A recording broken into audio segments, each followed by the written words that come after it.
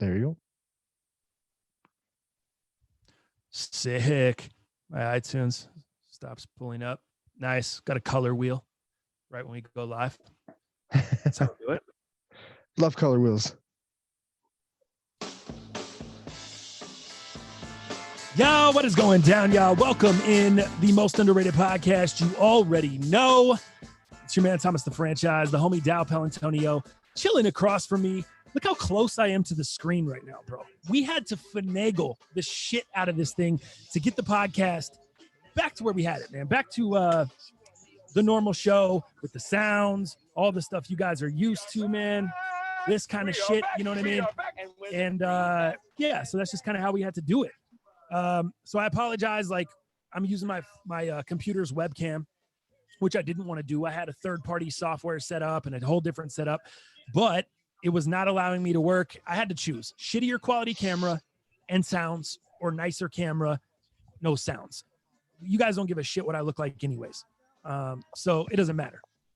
But yes, we are back. Hell yeah! How you doing, Dal? Oh man, it's been some troubleshooting, trying to get this stuff all done correctly in studio. It just really makes you thankful that you used to have a place to go, and now there's a lot of hair pulling. There's a lot of gray hairs. There's a lot of not good stuff. And hair pulling, I don't mean in a good way. You know what I mean? Right. Hair pulling. I like that. Some hair pulling. We are pulling out our own hair. I don't know what happened. Like, I was using this third-party software to bring my iPhone in as a webcam through Zoom, and that shit was just wrecking my computer. It was just made it so slow, and now it's still like, I feel like it's crawling really, really slow. But these are all transitions, man. I'm gonna actually get a link to use my regular vlogging camera as the camera on here. I'm gonna probably switch over to my other hard drive because maybe this one is slowing down. Excuse me, I don't know exactly what the issues are, but I'm just happy to have some music to talk over. Doesn't sound like we're just two fucks talking in a room. Excuse me, two fools talking in a room. Sorry, John King. I don't know. I never wanted to do just a regular podcast. I always wanted to try to do a radio show. That was always the goal. So when we kind of got booted off that, it was frustrating, but it feels great to be back. Feels great to be back. Tons of topics for you guys today. Tons of news, some sneaker stuff we're going to get to as well. We may not be, good thing there's a lot to talk about because we may not be as prepped as we should be because we were messing with this equipment forever. So I know we were testing this out this morning. You were like, geez, dude, I had a honeydew list the size of Texas. I had to go do all this stuff this morning. So yeah, what was your morning like, bro? Oh man, morning was crazy. So Robin and I are trying to get the yards ready, and dude, there's so much work in like landscaping. You know, I'm pretty good at manscaping, but when we take it to the landscape, it's a whole different thing, man. I don't have what they call a green thumb by any stretch of the imagination. So like when to fertilize, when to aerate, when to put all this stuff down, and when to seed, and when to, do you use sod, do you do this, what's expensive, what's not. Dude, there is just so much. And then you have to kill the weeds. So it's like, doing research and trying to figure out what the best option is. Plus you got 2 dogs that you got to watch out for, and you can't have them getting on lawn when you're doing certain things. So we've been busting our ass with some landscaping for sure. What are you guys doing, like weed killing and all that shit? What do you mean landscaping? Like rocks, putting down stuff? Are you guys trying to do some new shit? Yeah, for sure. No, we're just trying to get the grass. Obviously, the grass has been an issue for about the last year and a half. So anything from replacing sprinkler heads, making sure that the sprinkler system is good to go, programming that. Robin was doing some weed killing yesterday, so the dogs haven't been able to go on the lawn, dude. And instead of pesticide, which is really bad and toxic to dogs and to humans, we're using herbicide, which is a little bit better, which is a little bit more natural. It's not as bad for the dogs. They don't have to stay off of it for so long. So there's processes with that. So no, we're not really trying to do any rock or anything like that, curbing. We're really just trying to get the grass, in a better shape. We just want nice grass. That's all. It seems like a very small thing to ask for, but it is one of the hardest things, or one of the most difficult things, to have a nice lawn. That's what I got. Right. I'm glad I don't have a yard. Me and my girl constantly talk about that, upgrading the space, upgrading where we're when we move. And it's like, we need a yard for the dog, but I don't want to get a yard. I don't want to get too big of a yard. I don't want to be out there having to do crazy yard work like what you're talking about, And Oh, dude, your guys' it's a yard lot of work. huge, but if you're telling me it's this much work with the yard you have, I'm getting stressed out here. Oh, dude, for sure. Our front yard is really small, as you know, but our backyard, it's a mug back there, dude. We've got a really nice big backyard, and that's great. But I mean, you've got dips and valleys, and it's like it's not one of the easiest ones to like manicure and keep nice. It's a pain, dude. And you've got the big tree roots from our big elm that's back there. And it's just a mess, man. There's a lot of things my dad taught me, growing up. And unfortunately, landscaping wasn't one of those because we lived on a big farm. Oh, right. Yeah, man. So, I mean, it was just acreage on acreage. So we had horses, we had cows, that we'd rent some of our pasture land. So most of our land was pasture land. We did have a small yard, but, you just get on the riding lawnmower and just take care of business, But a lot of mowing that I did was on the big tractor, just kind of manicuring the pasture land. So a little different, but I wasn't taught much about, unfortunately, the green thumb. Good shit, man. Yeah, a lot of people in the chat today, man, turning up in the chat. Ladies and gentlemen, welcome in the chat. Shout out to all the homies in there. Go ahead, Dale. They must have heard a rumor. That we kind of got the show back. I don't know. TTF is on that that T-Mobile connection. Is my shit fucked up? I don't even have T-Mobile anymore. But is it when I look at it on YouTube, it looks like it's delaying like a mug, but I don't know if that's my computer, if that's my setup, because when I'm looking at it on Zoom, it looks to be okay. Should I switch my connection midstream? Is that mad risky? Hey, man, I try to never mess with my stream during that, but but if you want, feel free. Hell yeah.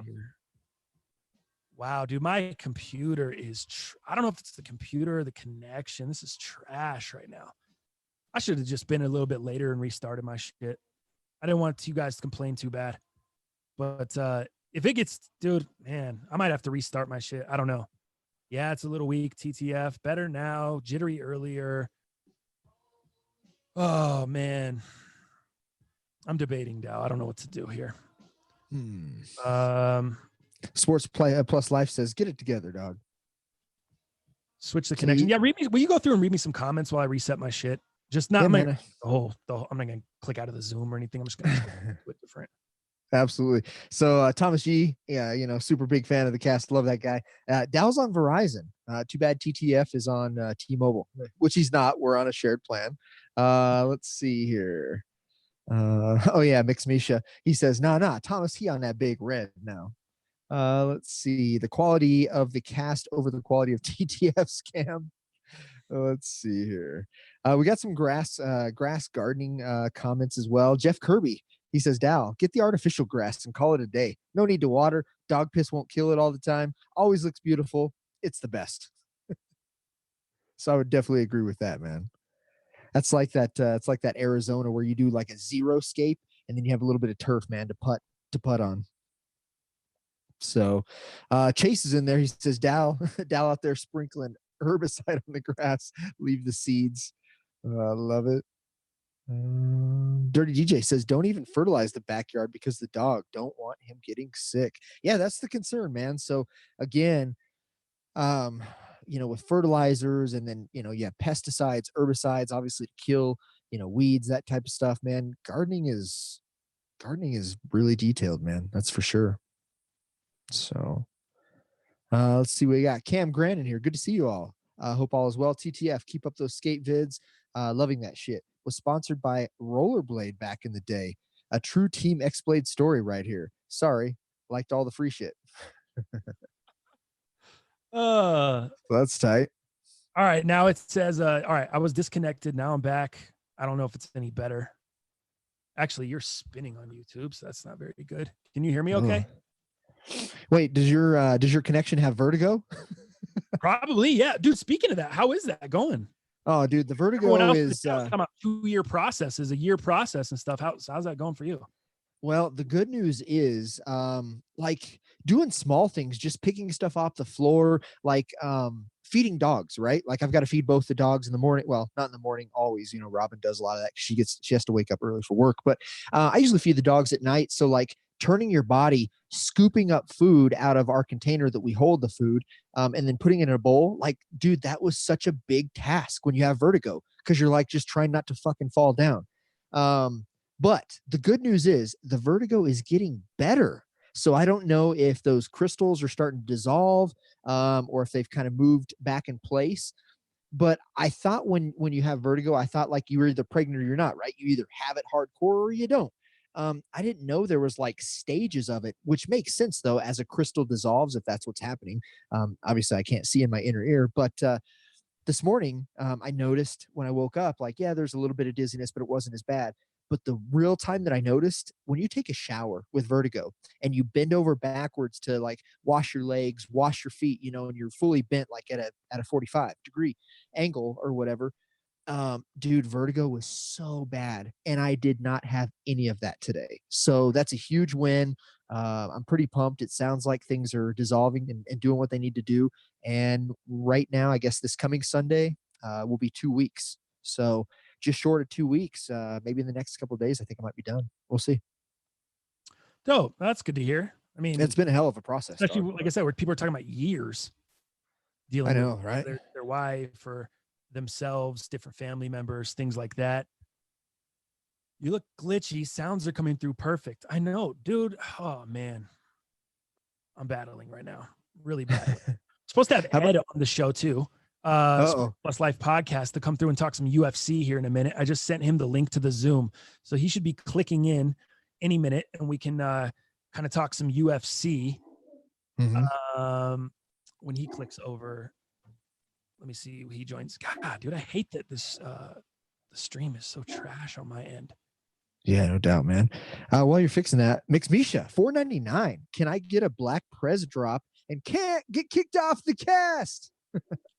Here you go. I can't get kicked off the cast. I don't have. Man. I took the Black Prez one off my soundboard like an idiot. Oh, that one's one of the best. Damn. I know, and I spent like a bunch of time cutting that too when I got it. But I do have this.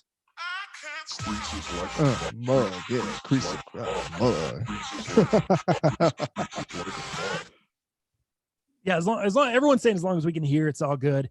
Audio is more important, TTF. Yeah, and I don't even have any shoes to show you or anything like that today. So yeah, it doesn't matter what the hell I look like. People that are pissed off on the audio side, dude, I can't even see. My shit is completely frozen. I can't even look up. The only thing I can see is the chat moving, which is fine, but you're frozen on the screen. To click over and try to go to any other like tabs or anything like that, absolutely effed. My whole thing is terrible. Below not good. Here he is. Well, Ed's I don't know what the fuck is going on. Hold on, let me fix my shit here. I'm joining in. Ed, I'm allowed to have video problems. You are a guest. You can't come in here shit in the bed like that. Oh yeah, sure. Yeah, I'm the guest. Listen, man, I'm just glad I'm tuning in because I was about to ask Earl Thomas what he was doing this weekend. Whoa, we haven't even got to it yet. Take it easy, Ed. All right, sorry, I didn't mean to just shove it in there. Also, by the way, Ed, you said you had a stream to go to at 6:00. Yeah, man, I'm streaming on Twitch. You might be a little late for that, Ed, and that's fine. I think this audience getting your attention is you can be 5 minutes late for your Twitch stream, guy. That's fine. Nobody's watching anyway, so we're okay. Yeah, I was gonna say those 12-year-olds ain't giving a shit. Yeah, they don't care about me raging. Raging? That's what they call it now on Twitch. Yeah, raging. Wow. That's what they call it. Dang, I've heard of raiding, but I've never heard of raging. Like, you know how World of Warcraft used to raiding? I've never heard raging. Yeah, raiding. Not familiar. Yeah, that's different. Raging is like I'm fucking about to kick my monitor across the room because I can't get a kill. Raging. Gotcha. Man, what do you play on there? So I've been playing a lot of Call of Duty Modern Warfare. I'm playing Warzone, which is the battle royale part of the game, and it's a whole lot of fun. Fell in love with it. I mean, I've had time, I haven't done anything else, so that's why I'm started streaming and playing Call of Duty. Really getting back into Call of Duty grind. Because when work and doing the podcast, I didn't have time. Now I'm home 24/7. I got time. Oh, you just working from home now? Yeah. You're Oh, that's considered tight. non-essential or work from home essential? Yeah, work from home essential. I don't think I'm essential by any means, but I'm work from home capable. Work from home capable. I like it. Well, let's get into some UFC 249. Obviously, the first return of American professional sports. Dana White was going to get it done by hook or by crook. Nobody was going to tell him anything different. He was going to get this shit signed, sealed, and delivered. So my question, let's just start with besides, I guess, what's the fight are you most looking forward to on the card? Is it the main event or different? It actually the co-main event. I'm looking forward to Dominic Cruz is returning to face Henry Cejudo for the 135 championship belt. And I think it's kind of, I think it's rightfully so. Dominic Cruz has been out for almost 4 years with injuries, never lost a title. Oh, he did lose the title, but he's, he's looking to get it back. And I think it's just right to get him back and just throw him right in the mix. I think it's going to be good for him. What type of injury is Dominic coming back from? Is it a leg? Was it a leg injury? His most recent one was a shoulder injury. Shoulder, gotcha. I want to say rotator cuff, not 100% sure, but I know it's a shoulder injury. Gotcha. He was supposed to fight, I want to say back in December, and he got injured. Gotcha. Well, I'm seeing right now the odds right now as Cruz at plus 275. What do you think about that? Actually, no, excuse me. That's Cejudo via KO, TKO, or DQ. His odds right now are at plus 275. Let's see. A Cejudo submission is plus 1,000. A Cejudo decision is plus 130. How do you see that playing out? Dominic Cruz is hard to put away. Barring all the injuries, he's done this before. He's come back. That's the one thing he hasn't done. He's been hard to put away. His last loss before Cody Garbrandt, who didn't finish him, was Uriah Faber, and that was 2008, I believe, is what it was. So he's a very, very difficult to put away. So I don't see that. I don't say if I do see a knockout, it's going to be on Dominic Cruz's favor. But they're both tough individuals. But I think this goes a decision either way. Got you. Now we know that obviously Dominic Cruz, kind of what he stands for. Going up against Cejudo, who obviously, he's a Olympic wrestler, correct? I believe on that. Correct. Olympic gold medalist. Yeah, you bet it. So, how do those guys match up? Wrestling wise, obviously you're gonna give it to Cejudo. Striking wise, I think you got to go Dominic Cruz. Dominic Cruz has ridiculous footwork that no one else can mimic. Everyone else has tried. He has just ridiculous footwork. He's very quick, very unpredictable. And, someone like Henry Cejudo is still brand new to the striking game. Like I said, did win a gold medal. 2008 is when he won his gold medal. I think that was Beijing. I'm not 100% sure. But yeah, he's still kind of new to the striking game, something Dominic Cruz has been doing for a while. And that's how you put it. Ed, gotcha. Your phone, please. Everyone's saying in the chat, your phone sideways. And now my delayed ass computer just barely saw you on the screen, clicked over. Did you rotate a while ago? Yeah, a long time ago. Oh, Jesus. See, I just barely saw that. I was seeing you looking sideways, and then I'm seeing in the chat. Never mind. I'm just going to see myself out of the combo. It's been a good show for me, guys. See you guys later. All right. My wrap it up music. All right. Nice. No, but for real. What do you think of this whole Fight Island thing that Dana White's going on, or this journey he's trying to embark on here, creating Fight Island? I applaud Dana White for trying to pull out, throw the kitchen sink, trying to pull out all the stops to try to make something happen for the fighters in general. I've talked about it on my podcast. A lot of the fighters, especially on the undercard, don't make a lot of money. The only time they get paid is when they fight. If they don't fight, they don't get paid. So I really applaud Dana White for doing it. And this is one of those measurements he's tried taking to get a fight happen. To get a fight on card, on paper, for people to get paid, for us to be entertained. And I think it's really, really cool. I thought even the guy's nuts. The guy shows his drive, how much he loves what he's doing, and that's why the UFC has been successful, because of guys like him. Yeah, I think I don't know. I've been calling it kind of Fire Festival. I was against it. I was kind of really.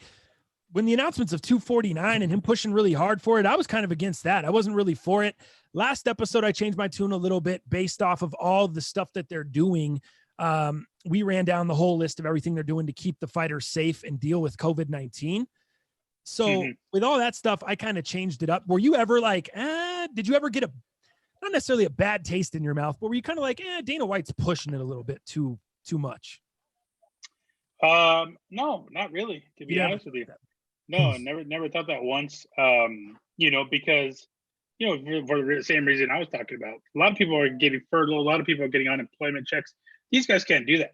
They aren't going to be able to get the unemployment. So I totally understand where Dana White was coming from. Plus, for someone like me who, I would have got bored really easy. I mean, that's why I picked up streaming. Now my schedule is 6 a.m. to 2 p.m. I go to work, 2 p.m. till 4 p.m. to 3 p.m. I'll eat and then work on the podcast and then stream. That's my schedule, thank God. But it's been kind of hectic. But yeah, I totally see where Dana White is coming from. I agreed with everything he was doing, especially now they're constantly being tested for COVID-19. I think almost every, before and after the fight they'll be tested. But somebody tests positive, someone comes in with a high temperature, they're not going to be allowed to fight. And that way they know for sure 2 people are getting in the cage that are clean and they won't contract anything from the other fighter. What's the latest with the referees? I did hear a rumor that they were possibly going to be wearing masks. Have they indicated either way on that yet? I would assume so. I haven't heard anything otherwise, but I would assume they would. I mean, they're going to be in the mix. They're going to be next to everybody in general. So yeah, I would assume. I mean, they always wear gloves always, but I mean, I think mask is going to be one of those things they add on. Gotcha. The Greg Hardy Yorgan De Castro fight. How do you see this one going, Ed? We're looking at the odds on here. Greg Hardy's the favorite, minus 215. Yorgan De Castro plus 175. Where are you taking in that one? Yeah, very tough to say. I mean, Greg Hardy's improved since he first stepped into the cage.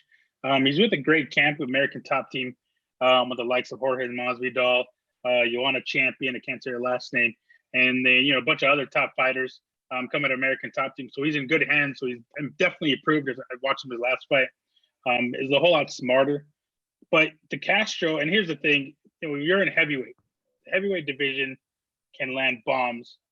Your lights can be shut out at any time. And De Castro's shown that a couple times in the last couple fights. I don't know. It's hard to tell, but if I give it to anybody, I think it's going to be De Castro, just because of the experience and the power he has in his hands. So you're telling me there's value there then. Yorgan De Castro as the underdog at plus 175. You're saying that's a good bet. You're saying put your money down on that one. Yeah, definitely.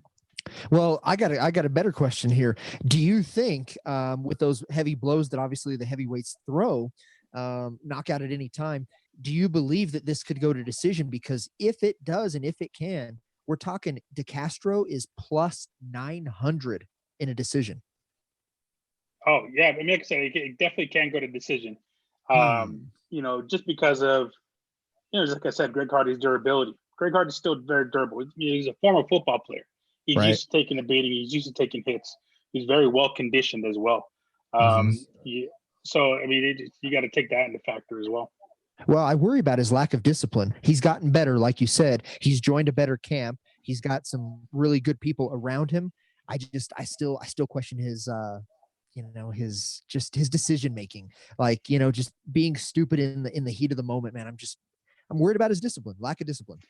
Yeah, no, and like I said, that has improved as well. I mean, I think you're talking about his second fight where he got disqualified for, I think, a knee or a kick to the balls. I can't remember what it was.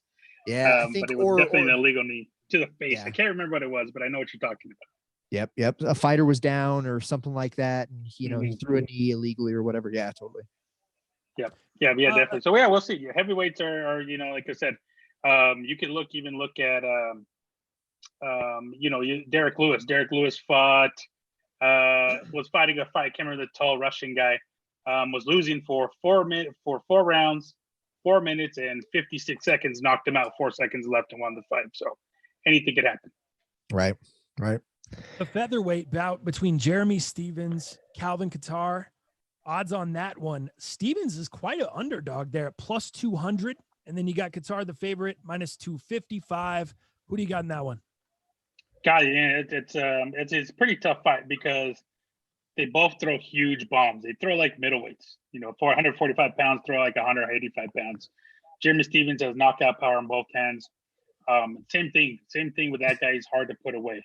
So is Qatar. Qatar, the one common opponent they have is Zabit, and they both lost the decision to Zabit. Zabit's a very long fighter for 145 pounds, kept his range, didn't get hit. But Qatar, I think if you take those two, the two fights between Zabit, Qatar fared better than Jimmy Stevens, because Qatar would have won that fight if that fight was anywhere else but Russia.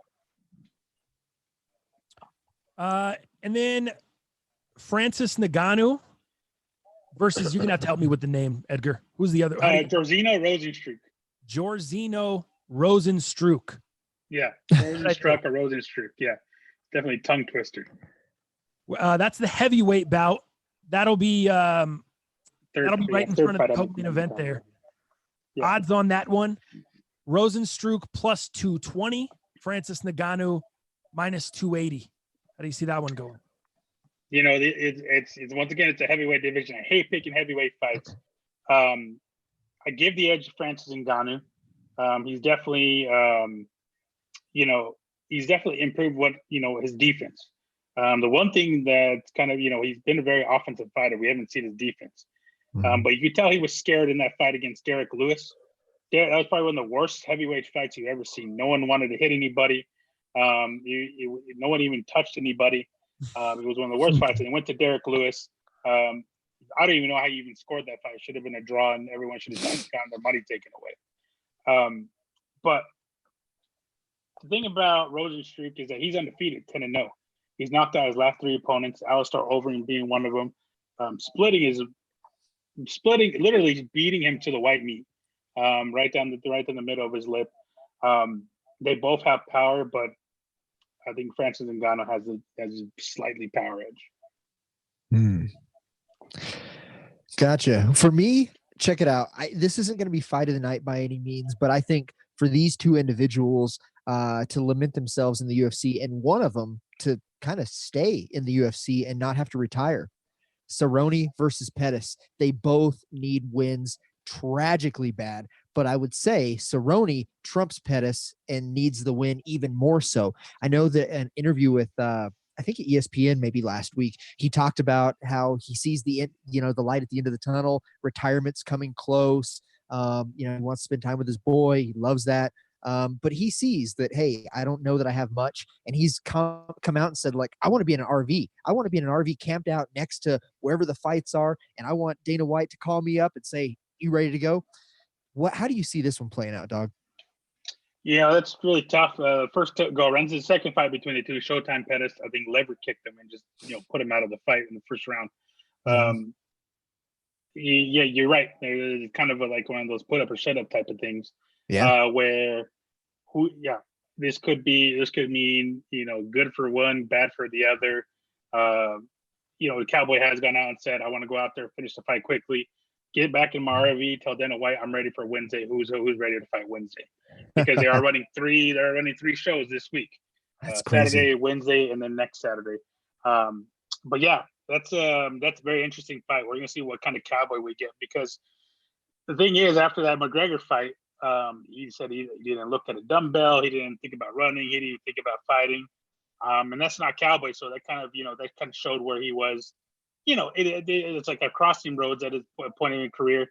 On the other hand, Anthony Pettis is on the pretty big losing streak, because last fight he lost by submission, I think, in the first or second round to a Brazilian. I can't remember his name, but he's on a losing streak as well.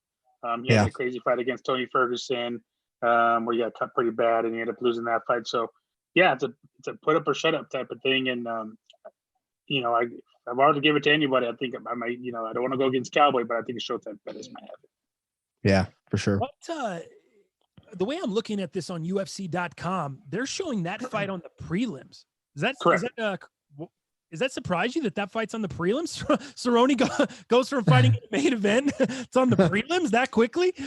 Yeah, no, not at all. Especially with the fight stacked the way this is. The card I is mean, too stacked. That's what it is. It's ridiculously stacked. You have two championships, main event and co-main eventing, and plus you got those two guys on loop now. Pretty good losing streaks. Yeah, it makes sense. Yeah, they're not bringing the money this time, dog. Those two are not. What other? Speaking of the undercard or the prelims, what besides the Cerrone fight? What other fight are you really looking forward to on that undercard for people that maybe just tune into the main cards usually? Yeah, definitely. So there is a fight, Uriah Hall versus Jacare Souza, and that is on, I believe, the early prelims, which is one of the first 3 fights, I believe. I don't have it pulled up. That's a very interesting fight. Uriah Hall, Jacare Souza at 185 pounds. That's a crazy fight. Uriah Hall, if you've never seen Uriah Hall, go watch Uriah Hall on YouTube. He has one of the most devastating knockouts in tough history, which is the Ultimate Fighter. And Jacare Souza, one of the best grappling fighters ever to step in the cage. So it's gonna be grappler versus striker, but Jacare Souza can put you away on his feet too. The odds on that one are very close too. Plus 100 for Hall, so technically he's the underdog because Souza's at minus 130. So very close odds there. Go ahead. Yeah, I think just because of the grappling edge, they gave him to Souza. But the guy's ridiculous. Probably one of the best grapplers you've ever seen. They call him the alligator. The Jacare, I think his name's Ronaldo. But Jacare is like alligator in Brazilian Portuguese, and because he just tightens you up and he eats you up, that's why they call him Jacare. Before we get to the main event, Ed, another fight that is on the undercard, and this is actually the fight I thought you might say, the Alexei Olnik versus Fabricio Verdum. That one there, Olnik is plus 270, huge underdog. Fabricio is the big time favorite at minus 345. Does Alexei have any shot to win that one? Pretty crazy. I think Alexei's 43 years old. He's an old dude.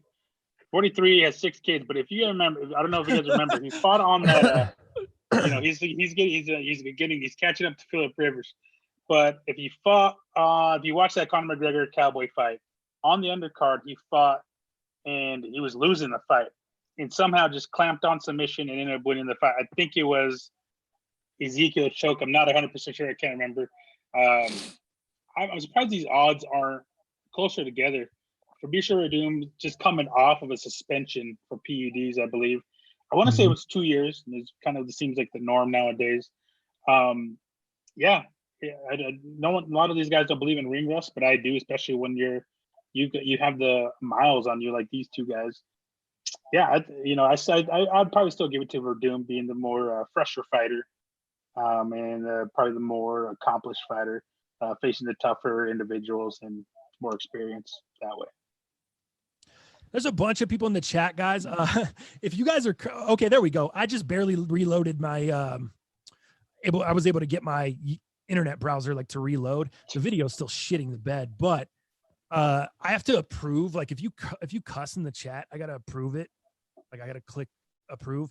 And Dal, I need to make you a moderator. I forgot to do that before the show too. So we got a list of we need to do to tighten up Twitch? The show. What'd you say? What are you guys using? Twitch? Mixer. You guys are on Mixer. Mixer? What the hell's Mixer? Mixer? It's another game. It's another streaming site. Don't worry about it. I just stick to YouTube. Oh, you're doing inside jokes on the show? That's cool, Ed. No one knows what's going on. They're gaming jokes. Oh, okay. My bad. I hit you with the Bozo the Clown noise. Oh, listen. No, let me explain that a little bit. Mixer. That's where Ninja is now.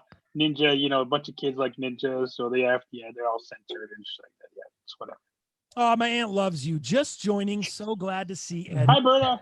I love to hear his points of view so much. Is my chat delayed? Was that in there just now, Dallas, or was that? Yeah, it looks like that was just in now. I'm looking at it too. What up, Toner?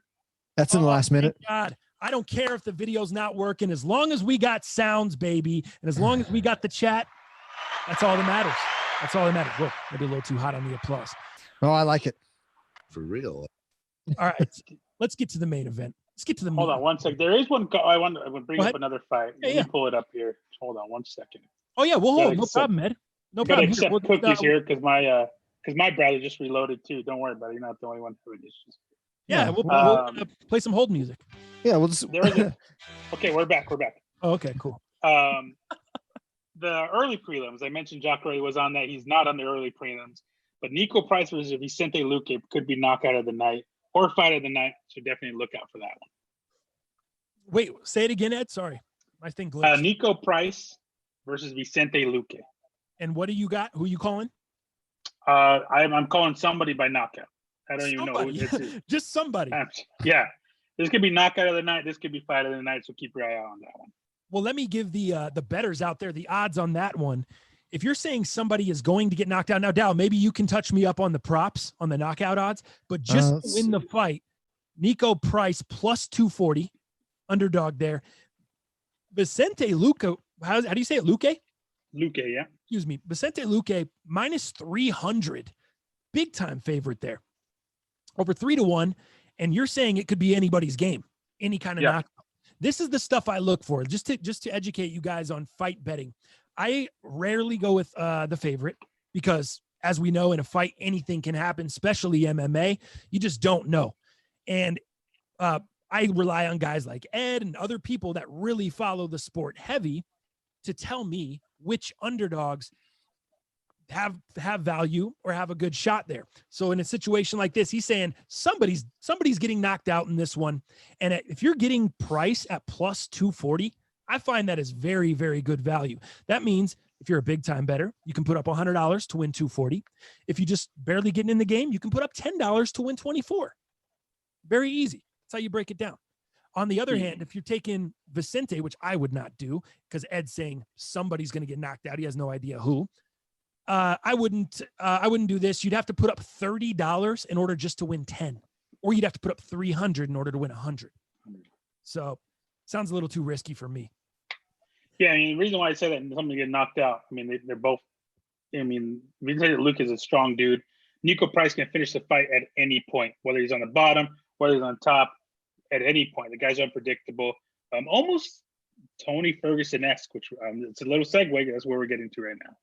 Yeah, go ahead, Ed. What's odds on the Ferguson Gaethje fight? Ferguson is the favorite, minus 190.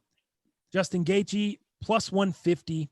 I saw Ferguson on Ariel Helwani's show, multiple different things, Instagram, doing different interviews. Ferguson seems very, very confident. And he is the favorite. But how do you see this fight going in? As he should. I don't even remember the last time he lost, to be honest with you. You know, you've seen people talk about this all the time. Anyone who steps in the cage with Tony Ferguson looks like they got into a car wreck. Looks like they got hit by a different truck. Every single time they get cut up. I can't remember who it was. I think it may have been Showtime Pettis or somebody else, but said, I ended up getting I think they said something like 100 stitches. I was not prepared for a fight like that. And not a lot of people can prepare for someone like Tony Ferguson because no one throws elbows the way he does. He throws elbows like a simple jab or a right cross. He has a cardio like nobody else in the UFC. In that last fight against Donald Cowboy Cerrone, I mean, I think the fight ended up after the second round, if I'm not mistaken, but Tony Ferguson was getting better. As everyone else is winding down, he's getting better. He looks better as the fight goes on. And that's just the difference between him and a lot of other fighters. That's why he's confident. I can tell you, Ed, you said you don't remember the last time he lost. UFC on Fox, Diaz versus Miller, May 5th, Cinco de Mayo, 2012. East Rutherford, New Jersey, to Michael Johnson. Who the hell? Okay, yeah, that's right. Man? Michael Johnson. Is he in the sport anymore? He is. He's actually he's fighting this week sometime, I think. Oh, really? So he'll be fighting this week. Yeah, he's fighting this week actually on one of these cards. Michael Johnson was oddly enough, Justin Gaethje's first fight in the UFC, and Justin Gaethje knocked him out. So a little bit of like 600 degrees of separation. I don't know what you call it. It comes full circle, whatever you want to say. But yeah, I mean, that's 8 years without a loss. Full circle is just a 360, Ed. Just a 360, not 600. Just full circle, 600 degrees of separation. It's like where you get 600 people and then it touches 600 people. If you wanted to do like two Earl full circles, it'd be a 720, Ed. 720. Sorry. If you wanted to do two turnarounds, no 600. We'll do two turnarounds, doubles. We'll do doubles. We'll do 1080s. What's up 1080s after? I think Ed's been on the Gravitron one too many times. Okay, we got to get Ed off the Gravitron. Right. Gotta get me out of this house. This is what you did. He has to get me out of this damn house. All right, Yeah, Ed. no shit. So, go ahead. Sorry, Dal. I was just thinking like, Gaethje, obviously, if we're looking at a decision, on Gaethje's side, you're looking at plus 900. Gaethje via submission is plus 2,000. So very, very interesting. And when you go to like Gaethje with a KO, TKO, or DQ, you're at plus 175. But man, if you wanted to throw just a quick $20 on a random Gaethje submission at plus 2,000, you know what? If you got free money to burn because you haven't been betting because there's no live sports, that may not be a bad one just to throw 20 and see if you get lucky. Yeah, betting is legal now in Colorado, if I'm not mistaken, as of May 1st, I think. And so might as well. Why not throw a couple that way? That's not really far-fetched either. Justin Gaethje being a former Division I All-American at University of Northern Colorado, just right my back door. If you look at the wrestling, I mean, Justin Gaethje has the edge. But you have to look at overall grappling. Tony Ferguson grapples, does 10 planet jiu-jitsu, which is one of the big what attributes to why he's so unpredictable. 10 planet jiu-jitsu is jiu-jitsu kind of modified for street fighting, for throwing elbows, using the rubber guard.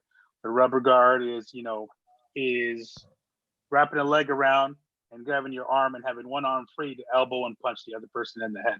It's kind of what it is. You got to look it up. It's a little bit awkward, but it's very, very effective. It's been very, very effective for him. Ed, before I let you go really quickly, I know the Twitch streamers are waiting on I got time. I know everyone's waiting on you, Ed. But before we let you go, fill me in really quickly with Khabib Nurmagomedov. For some reason, dude, I just can't stand this guy. I don't know why. I don't know what. Something about him just bothers me badly, very badly. So when is he actually going to fight and defend this title? After Ramadan? After Ramadan, he did tweet out Ramadan's up May 23rd. He said he'll be ready by July. Realistic, I don't think that's going to happen. I think you're probably looking at him returning probably September. If you look at something like that, I'm waiting for stuff to clear up. I don't know how Russia is right now as far as, bans and, if anything has been lifted on their end. So who knows? I'll realistically, I say September. We're talking about a guy that's the champ and he's not defending the title until September. It's kind of how it is nowadays, unless you're like someone like Cowboy Cerrone. A lot of people only fight every Wednesday. Yeah, exactly. All right. Exactly. Yeah. Who knows? September. I want to say August, September is probably what you're looking at. Well, check this out. I did hear that Conor McGregor came out today, I believe, and said he would consider fighting in July if UFC 249 goes off without a hitch. Everybody's safe. No major issues come up.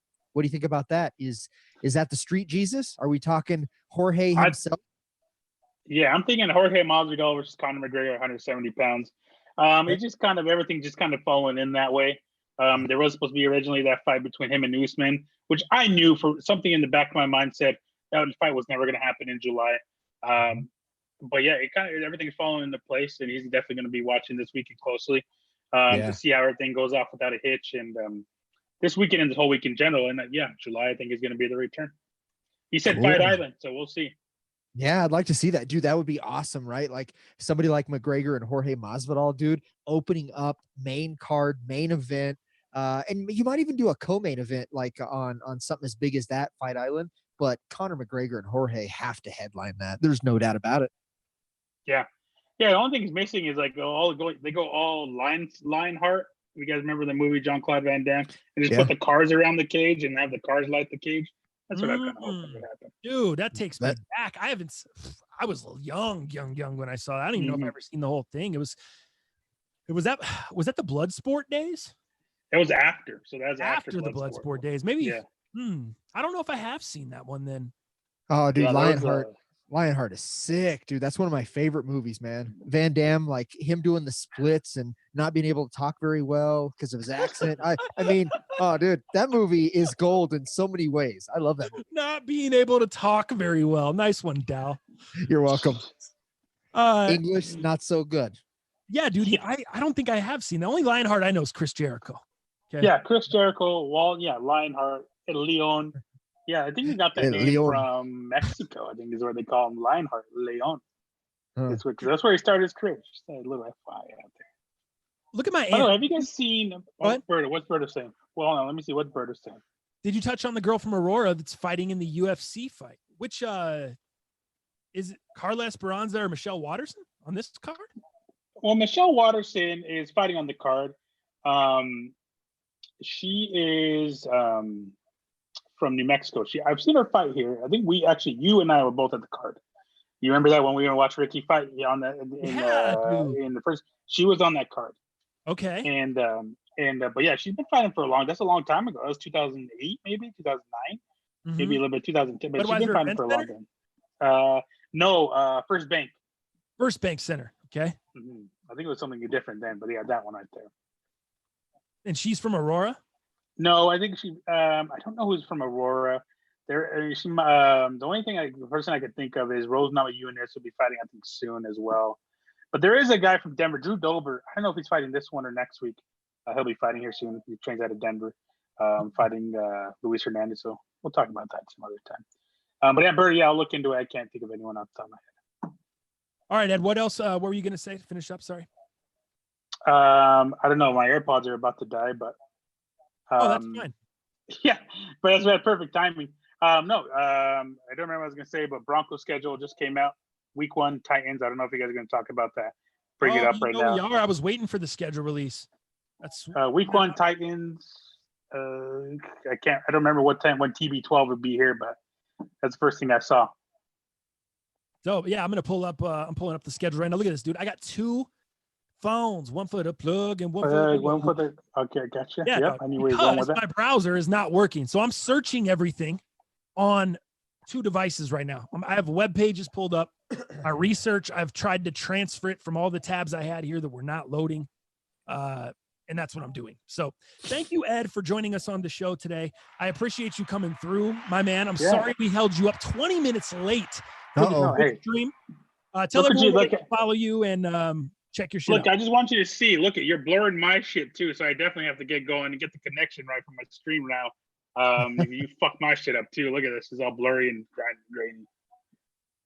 Oh, I probably did that. It's all right, Ed. It's fine. Okay. Just a virtual virus. The sounds matter more than the video, Ed. Anyways, hey, catch me on twitch.tv/MRAKACO or just download the app. Find me on there. And also Sports Plus Life, Instagram and Twitter, and MRAKACO, Instagram and Twitter, and YouTube as well, Sports Plus Life. Holler at your boy. Are you throwing any money down this weekend because sports betting is legal here? Oh, yeah. Yeah, I think I'm going to. I don't know where, but I'm going to. Was it like DraftKings or some shit? They're doing it now? Or there's all kinds of stuff, but if you are a person that doesn't want to put your credit card out there, your bank account information out there, maybe you don't want your lady doesn't want to, you don't want to see gambling out of there. You're a cash guy, whatever. Hit up your boy. I will gladly house any action anybody wants this weekend. Just shoot me a message. Let me know what you'd like. I'll send you the odds. I'll lock it in for you. And I can get you some action that way as well. If you don't want to sign up on any of the betting sites and have the shit dipping out of your account, you know what I'm saying? Yeah, is there a code I can use to give you some? Just kidding. Get out of here. The code is Oh, okay. That's the code. All right. I spent enough time with you guys. I got to get going. I'll see you guys later. All right, Ed. Take it easy. Later, fool. How do you end this? Leave. Yeah, how do you leave? T.O. Owie, out. Nice job, Ed. Good stuff. Dal, what do you are you throwing down any money this weekend, Dal? Oh, hell yeah, man. I'm after the cast, man. I'm doing all the research of all the odds, and I'm gonna make the craziest bets, dude. I'm talking like plus 900, plus 2000s in there. I'm throwing the damn wallet at the door. I don't give a shit, man. This is first live sports. I'm ready to go. Aside from table tennis and marble racing, I really haven't bet on those. I've been saving my money for something like this UFC. Let's go. I like it.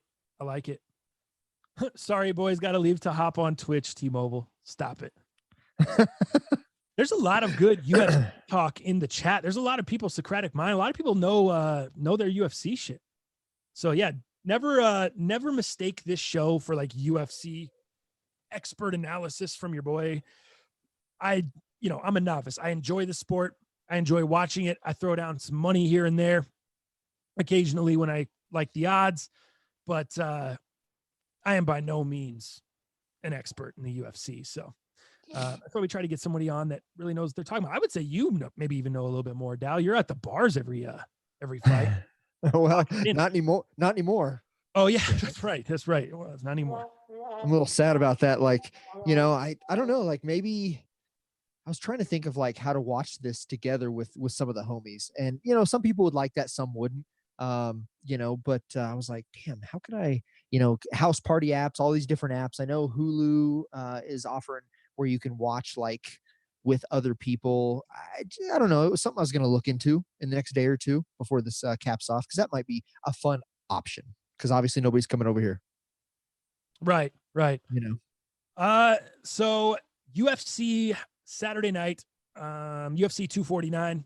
You can cop it on pay-per-view, ESPN pay-per-view, ESPN Plus pay-per-view, whatever it is. I use a streaming service that I will gladly share with you guys. I mean, you guys are taking the time to listen to my show, so I have no problem giving you my shit.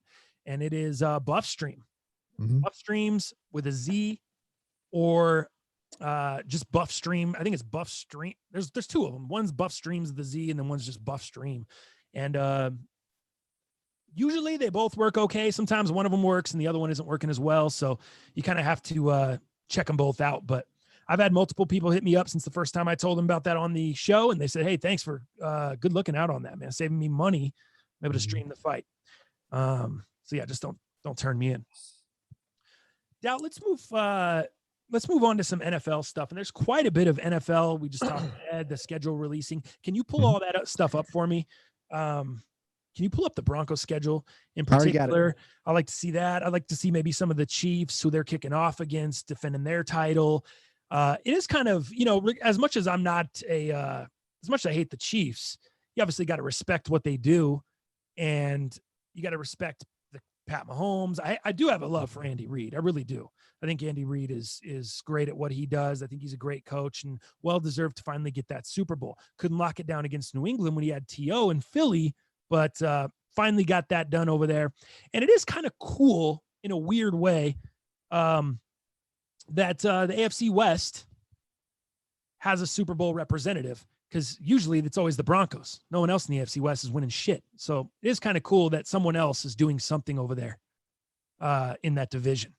Yeah. So I want to take a look at that. But before we get into all that, the Earl Thomas situation, dude. Are you up on this? A little bit, yeah.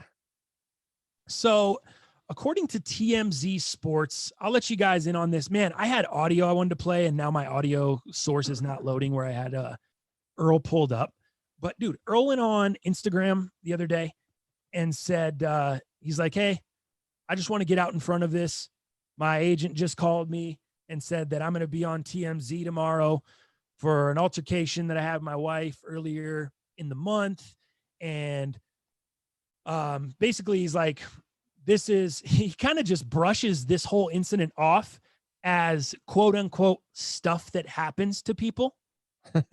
Okay. Yeah. So that right there was really funny to me.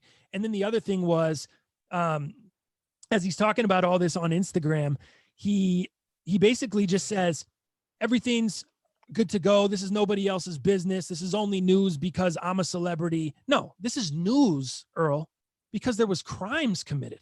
There were crimes committed. Excuse me. So let me fill you guys in. NFL star Earl Thomas is lucky to be alive, cops say, after his wife held a loaded gun less than a foot from his head. She allegedly caught him cheating with another woman. So the story gets really, really crazy. Yeah. The Austin Police Department responded to the home around 3:41 a.m. when cops say they observed a black female wearing an orange sweater with a knife in hand, later identified as Nina Thomas, chasing a shirtless black male, later identified as Earl Thomas, with a pistol in hand around the vehicle. Cops drew their weapons, ordered both Nina and Earl to the ground. They complied without incident, and that's when the investigation got wild. So if that stuff right there isn't wild enough, let's fill you in on how we got here. Apparently, Nina claims Earl left their home earlier in the day after an argument over the NFL players drinking. Mm-hmm. Now, we all know during the quarantine, people have been smoking a little more weed. People have been drinking a little more. Maybe that Bloody Mary comes out in the morning right before your little Zoom call with your work, checking in. I think alcoholism has probably been, or alcohol, maybe not alcoholism, alcohol's probably been a problem for quite a few people during this quarantine. Because it gives you that out. It gives you that, oh, shit, I'm on vacation. I'm on 24/7 vacation. I don't have to leave. I don't have to drive anywhere. So it doesn't go into detail about his drinking. But is Robin doing that, by the way, Dow? You seen Robin mixing it up before she gets on her stuff working from home?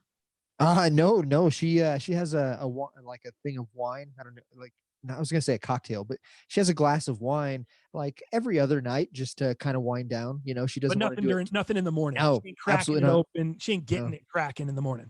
I had a Coors Light once since in this quarantine that we've been in for like 6 weeks now, 7 weeks. I had a Coors Light at like 11 a.m. one morning. That was it. Oh, nice, Dow. So I hit that. Getting it cracking. Crank. Oh yeah. All right. So they get in an argument over his drinking. She claims Earl's brother, Seth Thomas, came to pick him up. So Earl's brother comes and picks him up after they get in the argument. But a short time later, she decided to check on Earl's whereabouts by logging into his Snapchat account. And that's when she found video of Earl and another woman. Nina says she used Earl's Snapchat account to track his location to a nearby Airbnb rental home, where she says she called up 2 other women to help her confront Earl at the pad. Nina also claims she grabbed Earl's pistol, a 9mm Beretta, in the process with the intention to, quote unquote, scare him. That's wow. That's pretty damn scary. Yeah, I'd say a Beretta pistol is pretty scary. So guess what happens when Nina Thomas and the homegirls pull up to the crib where Earl and Seth are at? They discover Earl and Seth naked in bed with other women at this place. Now, I don't know how many beds. I don't know if it was one bed. I don't know if it's a shack size bed with a bunch of bitches in there. I don't know what's going on. But allegedly, Earl and Seth are in bed, brothers, doing some things. Yeah. That's when Nina admits she pulled the gun and put it to Earl's head, stating that she took the magazine out, thinking that the gun could not fire, unaware that the gun had a round in the chamber. Bro, if this isn't some of the craziest shit, you pull a gun on your husband knowing you don't know how to use a gun. You don't know how a gun works. That'd be like me using a gun. I don't know shit about guns. Oh yeah. And I was talking to my lady earlier this morning. You know what this reminded me of when I read that is Tiger King. Remember the guy kills himself on accident? He has and he's kind of on the edge of suicidal or whatever. And I don't think he wanted to commit suicide. And the guy sitting there in the Tiger King documentary said he didn't want to commit suicide. But remember, he took the clip out of the gun and he said, oh yeah, these Rugers or whatever it is can't fire without a clip in there. Well, it fired because there was still a slug in the chamber. Yep. Blew his head off in the documentary on security cam. You saw that if you watched the Tiger King documentary. So this eerily reminded me of that and how bad this could have gone if she decides to take scaring him a little bit farther. You know what I mean? God. Yeah, I'm super disappointed, dude, in this. Like, as somebody who respects the shit out of guns myself, I have multiple guns here. I was raised on a farm with guns. It's always been a part of my life. The fact that she just had the intention to scare, that's where the problem starts, right? It's not only does she not know how to own a gun, not know how to care for a gun, not know how to handle a gun, it's this mentality to just go scare somebody. There's way better ways to scare somebody in a way where you're not going to be put away for life possibly and kill the father of, I think they have 3 kids, dog. 3 or 4 kids. I can't remember. This just like makes me cringe, man. Of course, the 2 brothers doing wild orgy things with the chicks. That's a little weird. The family's a little too close for me. You know, I'm not trying to hit any Eiffel Towers with my brother. I'm not trying to hit any wobbly H's with my brother. You know what I mean? That being said, These this, terms. yeah, dude, this is just too cringe for me, man. And as a respectable gun owner, I absolutely hate this young lady. I do. So the story continues. Cops spoke with Earl, who essentially corroborated the story, adding Nina repeatedly hit him while he attempted to take the firearm from her. Fortunately for Earl, cops say the Ravens' defensive back was able to wrestle the gun away. Cops say there's cell phone video, which also shows Nina striking Earl in the nose before it ends. In an interview with Earl's alleged mistress at the scene, she claims Nina also threatened her and the other women in the house, pointing the gun at them and yelling, "I got something for all you hoes." End quote. Wow. Crazy.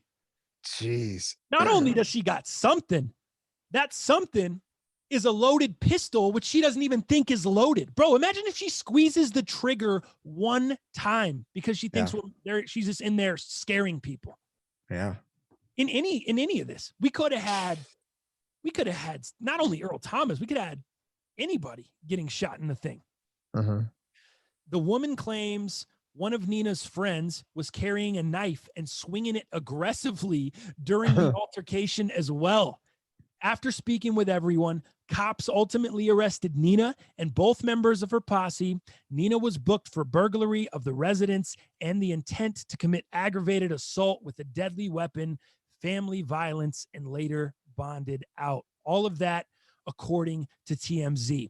Earl Thomas was not arrested because Earl's not committing crimes. Yes, Earl's committing adultery. Earl's out effing bees.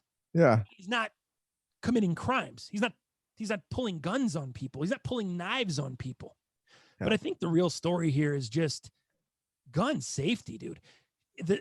Let me read this again. Oh, I missed this part. Cops say one of the women in the house shot cell phone video of the incident, which they say it shows Nina pointing the gun at Earl's head from less than a foot away, and it can clearly be seen with Nina's finger on the trigger and the safety disengaged. Oh, shit. Dude, gun safety, like I said, gun safety 101. This could have been absolutely nuts, bro. Yeah. Nuts. We talked about this a couple shows ago, Dow, and I've been talking about getting a gun for a hot minute. And I really need to, but I want to go learn the proper safety. I want to go to a shooting range. I have a couple friends that own guns that would be willing to take me. I'm sure you're one of them. You bet. That's something that I would like to do. I don't want to just go buy a gun and have the gun and not know fully about the gun. How to use it. Yeah. Right. Because that's me, dog. I don't know that the gun, I take the clip out. I don't know the gun can still shoot. I have no idea what the hell's going on with the gun. Right. I'm as novice as you can get. I mean, that's it. So gun safety here is just crazy. So that is the story about Earl Thomas. That's everything that's kind of come out so far. And what I will say here, now I'm, obviously I'm speaking in a tone that strikes her as, or that paints her as a little crazy, because that is crazy. It's a little nuts. But Earl Thomas, on the other hand, dude, super, super disappointing in his direction as well. No, he's not committing crimes. No, he's not pulling guns on people. But what the hell is he doing, dude? You got a family, you got kids, and then you want to go on social media and try to dismiss this as this is just quote unquote stuff that happens to people? Right. How is this stuff that happens to people, Earl? Because I'm going to tell you, this has never happened to me. This has never happened to me where I had someone pull a gun on me and stick it to my head. I haven't been married either. Right. But this isn't stuff that happens to people. The fact that he just brushed it off like there was no issue. And he says, oh yeah, we're talking again. I'm able to see my kids. Everything's good. Like, what? How is everything good, bro? Like, what do you mean? Is everything good because you did something bad and she did something worse. So now everything's good. Now we both just Right. did, you know what I mean? Now we both just did bad shit. So it'll kind of just call it what it is. It's even. It's a wash. Right. It's just wild to me, man. So, yeah, that's really, that's all I have to kind of say on the story. Anything more you want to add there before we move in? Well, with him walking out on the lady and his kids and his family and at an Airbnb somewhat close to the house, did you ever worry about coronavirus? Right. Oh my gosh. Not to mention, yeah, Earl was really social. Him and his brother Seth are really doing some great social distancing. Yeah, no doubt. Getting together with a bunch of chicks, coming home like nothing happened. And then now the wife went and got her two friends. She's got a gun. She introduced her friends to these. Oh my God. It's just, man, where's Corona in this? I guess Corona's not the big concern here. Yeah. Nice job, Earl. Good for you, bud. Let's do it. Good for you having relations alongside your brother. That's weird, dude. For real. All right. Let's move. Let me see if there's is there anything in the chat we need to get to. Crazy story. Albert. The real story is Thomas saying it's everyday shit. Exactly. Timo. Yeah, no shit. Exactly. Tiger King style. Yep. Treat every gun like it's loaded. I saw John King. I saw my man John King out there. Yeah. Packing the heat, bro. Packing the heat. Yeah, it was holstered in his pants. That guy's ready to rock. Yeah. Concealed carry. Yeah, and he seems like he's pretty responsible with it. So, you trust that. Mm-hmm. No doubt. Sticking with NFL as we move forward. Before we get to the schedule, I just want to bring this up really quickly. I forgot to hit on this last episode. Last weekend, I was at Roselli's kicking it, and we were watching the Alex Smith documentary. And, excuse me, geez, burps over here. The Alex Smith E60. Did you watch that, Dal? I haven't yet, but I've seen the trailer. I've seen previews. It looks absolutely insane. Oh, like man. This guy is not his leg, but Alex Smith is on the deathbed for a minute. Like, this is really intense, dog. It looked like he had gotten in a crazy like motorcycle wreck with shorts on, or like some kind of a war injury, dude. Like he had been in war and gotten like blown up by a roadside bomb or some shit, dude. Like it was disgusting to look at. I can't look at injuries anyway. Ever since I broke my leg, I just can't watch guys get injured. I cannot watch professional athletes, kids, people get seriously injured. We'll be watching ridiculousness and I have to look away 5 times. I'm that squeamish now. I don't know if it's the feeling of having it happen to you. I don't know if it's as I get older, I just don't like the blood and the guts and the trauma of it all. But, dude, I had to turn away multiple times. Very, very hard to watch. If you got a weak stomach, I still recommend watching it because it's not like the whole thing is gore, but man, just the process that this guy has to go through after he breaks his leg is crazy. And we saw, Joe Theismann break his leg back in the day. We've seen players break their legs and have career-ending injuries for some reason. And I don't know if it's just because I'm living through this now and I'm in my prime during this, and I wasn't when Joe Theismann broke his leg. And there wasn't all the camera angles and there wasn't all the coverage, but it feels like this is worse, dude. This just feels like one of the worst sports injuries I've ever seen. And in the documentary, they say it's no longer a sports injury. They actually call it a war injury, dude. And he goes down to a military hospital to get treatment where they treat soldiers, dude, that have been fucked up. And he goes down there to get treatment. And it's actually pretty cool because he becomes super, super human in that zone, in that element, in this hospital. There's all these former war veterans, dude, or there's all these soldiers, excuse me, I don't want to say former. There's all these war veterans that have had super crazy leg injuries and arm injuries. And he's like, there's no poor me down here. There's no asking for sympathy. There's no anything but just wanting to get back to life. And that's the vibe I love down here at this point. Right. So yeah, man, it was really, really cool from that aspect. at the end, dude, he talks about wanting to play football again. I just don't see it. I don't want to be a Debbie Downer. Not only do I not see it happening, I don't want to see it. I would not want to watch that guy play football. I wouldn't even want to watch him get tackled. I would be turning away from the TV every time he got tackled like I was his mom. Huh. That's how that would affect me after watching this documentary. He couldn't, dude, he was out. There was a situation at one point, we didn't know, if he was going to live. Mm-hmm. And then at the next point, you don't know if he's going to have to get his leg amputated or not. And then he's still not, like I said, they're talking about football. He's still like walking is still a tough thing. Running around is still tough. He has to have this huge compression sleeve on his leg and shit. It's just crazy. Philly Mayer, when they showed the flesh eating bacteria, I almost got sick, dude. Yeah. Exactly. Like where parts of his leg they were showed like it black. for a long time, Philly Mayer, right? They kept it up on the screen, bro. It was like you're looking at gangrene, is what it kind of looked. It was just So that's what happened, dude. That he had this crazy after he got the injury. The injury's bad enough. They seal him up, they stitch him up, and he gets this crazy staph infection, this bacteria infection, and it's this flesh-eating bacteria, and it is messing him up, dude. It is, it's worth checking out, Dal. I'm making it. Maybe I'm steering everyone away from it, and maybe, I mean, if you like that kind of stuff, you'll enjoy it. If you're a medical person or you're medical in the medical field and you enjoy things like that, you may enjoy it. I'm just saying, most people are going to be. It's hard. It's hard to watch, dude. I think I'll be fine. I'm tuned into Dr. Pimple Popper, so I think I'll be fine watching this. Should be no problem. Dr. Pimple Popper, what the hell is that? Oh yeah, it's a show that literally has a doctor that, pops like cysts and boils and pimples on people's like backs and necks, and that's what she does for a living. I watch that. I'm pretty locked in. So this should be fine. I don't know that one, bro. Yeah, I would never watch that one. This sounds absolutely disgusting. Well, there are definitely some abscesses, that are absolutely disgusting. You said it's on TV? Yeah, I think it's on TLC, I think. Yeah, I would never.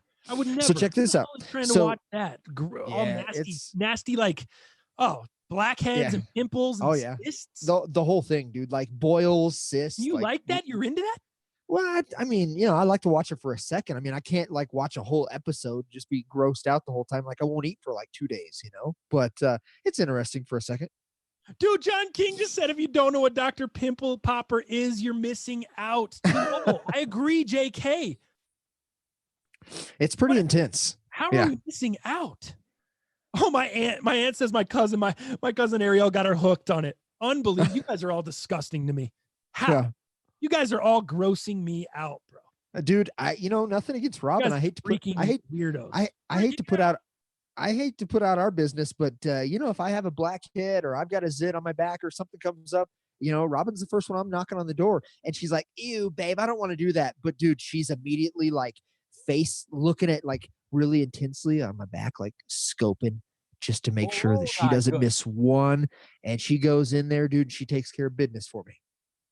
No way, dude. Oh yeah. Oh yeah. Oh, the show is amazing shit.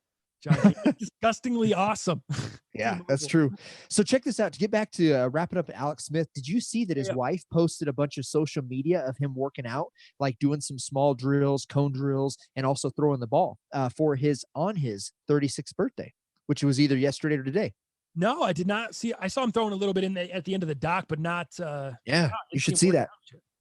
Check that. Socials. Yeah, check that out. Yeah, it's on his socials, and again, just has him working out. She literally says it's titled happy birthday to this handsome, hardworking man. The last week we've been overwhelmed with love, support, and sweet messages. We cannot thank you enough. Project 11 was a look into what the last 18 months have been. Mostly Alex refusing to give up. I am in awe of his perseverance every day. He just keeps getting stronger and refuses to give up. Forever grateful. And then she has like 2 or 3 different clips, dude, of him doing some drills, throwing, and also running with that big compression sleeve that you speak of. Gotcha. So pretty cool. Let me see. You want to go into schedules? Because I have schedule really quick. I have some Broncos, some Chiefs, and just as a one-off, I also thought I'd bring up Tampa Bay's schedule because how many primetime games are they getting? What do they look like now with their new team? Yeah, cool. And you're gonna have to help me. You're gonna have to lead this down because, like I said, my tabs, my research is trash right now. I'm pulling them up on NFL.com, and it's not. Gotcha.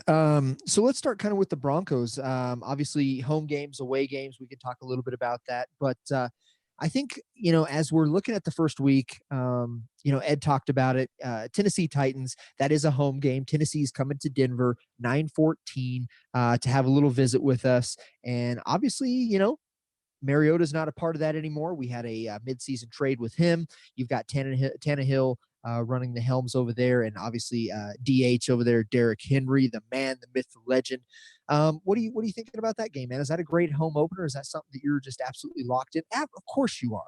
What am I even asking? Man, you're we haven't seen live. You only we get haven't seen live games, so yeah, we haven't seen live sports in a hot minute. Of course we're locked in, and it's the Broncos. What are we talking about here? Yeah, go ahead. What do you think? Tennessee Titans. It just feels that's fine, whatever. Like it is what it is. But it feels like don't you feel like the Broncos get put in that second Monday night game slot a bunch on the opening weekend? Yeah. I feel like this is like 3 out of the last 5 for us or something. And of course I can't look it up, but I feel like I remember we played Oakland, Vance Joseph's first year here. Remember we played Oakland in the late game and that one dude on the sidelines. Gosh, I wish I had that sound clip. Oh geez. The Spanish guy. Remember they put him on the second broadcast and he yes. He was like from the Spanish broadcast. Soccer was like his main thing. He didn't even cover American football. Vance Joseph is having the time of his life. Remember that? Yeah. Dude, that was a late Monday nighter. Yeah. I can't think of his name now. That sounds like some Dallas broadcasting for sure. He'd be so excited. He'd be super pumped. Vance Joseph is having the time of his life. That's exactly what it was, dude. He was just so excited, so pumped up. That was funny. But yeah, I feel like we've been put on this late broadcast, this late Monday nighter, quite a bit on opening weekend. And I say late Monday nighter because opening weekend, they always have 2 Monday night games. So we love that. You're getting the first one at 5:15 Eastern, or I'm sorry, 5:15 Mountain, 7:15 Eastern. And then the other one doesn't go off till 10:10 Eastern time, which is 8:10 our time. So really, really late for people on the East Coast. And I guess, it's not really, when the Nuggets have, when they have those TNT games, they don't crack off till like 8:30 at night. Right. So, the East Coast is a different world, man. I remember when Robin and I were in Boston about a year or so ago, maybe 2 years ago. And man, just being a sports fan over there, dude, on that East Coast, like things are so late, man. It's such a weird feeling that a game is actually going to start like at 10 o'clock East time. Right. It's so strange, dude. That can happen. Could you live over there? Could you ever live on the East Coast sports wise? Like, actually, let me ask this question to you first of all, and the chat. All the people on the East Coast in the chat, is this something you guys you get used to, or you're just like, yeah, we just know we're going to be tired in the morning because the games aren't ending until 1, 2 in the morning. Heaven forbid it goes to overtime. If it goes to OT, then you're really in some trouble there. But the sports start later and you don't get to go to work any later. It's not like you get to show up at work at 9:30 or 10 in the morning. The people that are there, they still got to be there at 8:30. That means you're waking up at 5:30. You went to bed at 2 in the morning to try to catch the Giants or the Jets or whatever Eagles playing. Yeah. And so is that something you guys just get used to, or are you like, fuck it, I'm just tired. I'm just tired all the time. Bosses are tired. Everyone's just tired, so it doesn't matter. God. Yeah, like Robin needs her sleep. Like, good thing she's not a real big sports fan, which I wish she was. But if she was and had that, like, dude, she's got to be to work because she actually works for call centers remotely on the East Coast. So she's waking up like our time at 6 o'clock so she can be supplying work for the East Coast, call centers. So it seems so strange to me, but I can't imagine Robin like a game starting at like 10:30, East Coast time. There's no way she could do it. Yeah, it's same, dude. The thing I'm noticing as I'm looking at, I have week 1 pulled up here, and the thing that is jumping out at me most, and I thought it was a joke, and then I thought, all right, they got roasted so much, they're definitely going to change it. It doesn't look like they changed shit. the LA Rams logo. That is the worst pile of shit I've ever seen. I cannot believe they continued with it going forward. That looks like an XFL logo worse than an XFL logo. I'd agree. That's the thing. That's the first thing that jumps off the screen to me as I'm looking at this is wait, what? Who the hell is that? They're playing. Who's that playing? Week 1? Who's that playing? Who's that playing the Cowboys there? Oh, it's the Rams on a Sunday Never heard nighter. of her. Yeah. Yeah, logo's just trash. Yeah, give me the rest of the what do we got? Super Bowl champs opening up against the Texans, huh? Yeah, I think that's what it is. It looks like, you've got let's see, preseason. Yes, yep, against the Texans, September 10th at Arrowhead Stadium. So that's who they're opening up with. That's an interesting game because obviously losing DeAndre Hopkins, dude, on the Texans. I'm still confused by that.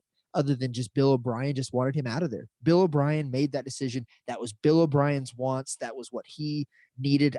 He's the best receiver in the league. There's just no question about it. Now that Julio's kind of on his downward spiral, in my opinion, I think he's still elite. But man, that is still so crazy to me that not only is he not a Texan, but he's a Cardinal. That's going to be so weird to see. I'm not too locked in on that game. I couldn't care too much. Now, of course, I don't have my fantasy football team built yet, so we'll see. But I don't really care about that game, man. Texans don't mean shit to me now. It's just not worth watching. I love their quarterback, the young stud there, but not super interested in that game. Yeah, it's on paper, it kind of looks weird, but a lot of people forget. You remember the jump the Texans got out to in that playoff game? I do, in fact. Kicking the shit out of the Chiefs. They were shell shocking them a little bit. I mean, so much so that I had Chiefs fans texting me, well, it was a good run. I'm like, what are you guys doing? You guys are giving up? Oh, it was good. I'm like, what are you talking about? You got Patty Big Gun back there, and now we all know how it went down. Yeah. But I'm with you. The Hopkins thing maybe takes a little bit of the wind out of the sails. I don't think it's the greatest, opening Thursday nighter. I think they could have made a better matchup than Chiefs Texans. I see why they're doing it because it's a rematch of that playoff game, and Texans were up big, and maybe the Texans can come out and get a little revenge. But is it really revenge? No, because it's week 1. Right. Who cares if the Chiefs lose that? They can still go on and win the Super Bowl, no problem. Doesn't matter. Yeah, I think week 3 is the best for them. Obviously, they're going to Baltimore to play the Ravens week 3. That's something I'm interested in. Week 2, they're playing the Chargers. Couldn't give a shit. They're not playing the Buccaneers until week 12. So week 3, the Broncos got Tampa, and Tommy's coming to Denver. Dow. Yeah, love it. Tommy and Gronky. And Gronky. Don't forget Gronky guy. Yeah, no, I saw that, man. I'm really excited for that. I might hit up the family. I've got family members that have season tickets. They usually have a lot already handed out, that type of stuff. But as this Corona becomes a issue, of course, I don't think you're going to have people actually in the stadiums yet. But if somehow, I might do a little knocking on the door, a little family member action, saying, hey, are you still scared of COVID? Because they have an open stadium. They're allowing like 2,000 people, socially distanced. I need your tickets. What will it take? That's the game. Yeah, right. I agree with you. When you're looking at the Patriots this year, does it kind of take some wind out of your sails knowing that there's no Brady, or are you still interested in that team because of the Belichick factor? And realistically, I mean, it's between Brady and Belichick right now, isn't it a race to see who can get to the next ring first? Totally. Yeah, totally. Yeah. It's a huge competition. And I think that's what's entertaining to me. The Patriots as an organization, I know they're probably going to be in a building phase or rebuilding phase, but having Belichick still at the helm, it's hard to bet against that guy. He's arguably the best coach of all time, or the greatest coach of all time. And for me, I think it's more of a competition, like just checking in on the Patriots, what the record looks like, wins, losses, and then checking in on the Bucs and wins and losses, and kind of seeing what their development is throughout the season. That's about as far as I'm going with that. Do you what week is the Broncos bye? I can't see it from where I'm at. Let's see the bye. Sorry, I'm gonna pull this up here. Week 8. Okay. You have to go screen by screen on the phone. It's nonsense. Week 8 is the bye. I love that. Okay, right in the middle of the season. Beautiful. Perfect. The other thing that I really love about the Broncos schedule this year is our Thursday night game comes very early. You get that in week 4, so you get that shit out the way, and that is almost like your mini bye. So you play Thursday night, then you don't have to play all the way till next Sunday. So you kind of get an extra few days off in between. They call it a mini bye there. I like that the mini bye comes in week 4. You get your regular bye in week 8, and you can kind of refresh a little bit there. I like that the Thursday night game is out of the way early though, because sometimes it feels like the last few seasons we've had that game late in the season and the team is already so banged up. And then you're going into Thursday night on a short week and you're already just littered with injuries. So I think that's favorable when a team gets the Thursday nighter early. So if you're whatever team you're a fan of, check their Thursday night game out and hope for early in the season. I think that's an advantage. In a league where there are few advantages. I mean, every team, that's why there's so much parity in this league. And that's why starting the year, you have no idea who is going to win the Super Bowl. And it's so hard. Check it out. We were going to give $1,000. We did give we had a contest, $1,000 pair of shoes last year on StockX. If you could just choose the 2 people that are going to represent in the Super Bowl and the winner, guess what? We didn't even have anyone that got the 2 people to represent in the Super Bowl right, let alone the winner. It's crazy. That's how much parity is in this league. And that's why people love the NFL so much, because one player can't make all the difference. It's not like the NBA where you got 5 guys on the court and they play offense and defense. One guy can really turn the tide in the NBA or in basketball in general. Football's not like that. You sign a big time player on either side of the ball. He only plays one side of the ball. He's not playing the entire game. So the impact one guy can make is just not as significant. And there's so much parity in that league. So whenever you can get a little bit of an advantage, like I was telling you, the early Thursday nighter, that's what you look for in the league because it's just hyper competitive. What else do we have here? Niners. Tell me about the Niners. Niners were in the Super Bowl last year. They're bringing back a stacked roster. And they killed it in the draft. Yeah, they did. What's their schedule looking like here? Let's see. The 49ers schedule. I wish we could pull up strength of schedule and I'll ship it. Just drop. All right. So it looks like week 1 for them, it looks like they're going against the Cardinals, which will be kind of a fun, like high energy, high paced game. You know, Kyler Murray, DeAndre Hopkins, Cliff Kingsbury. And man, it's hard to not think about Cliff and his home from the draft, coming from that home was something fierce. But yeah, a lot of high energy on week 1 for those guys, man. I think they're coming in hot for sure. Week 2, kind of a pooper. They're going against the Jets in New York. I think it doesn't. Then they got Jets, New York week 3, and Dolphins week 4. It's not a very pandemonious schedule. That's for sure. I was going to say, let's maybe do some way too early Super Bowl predictions. Okay.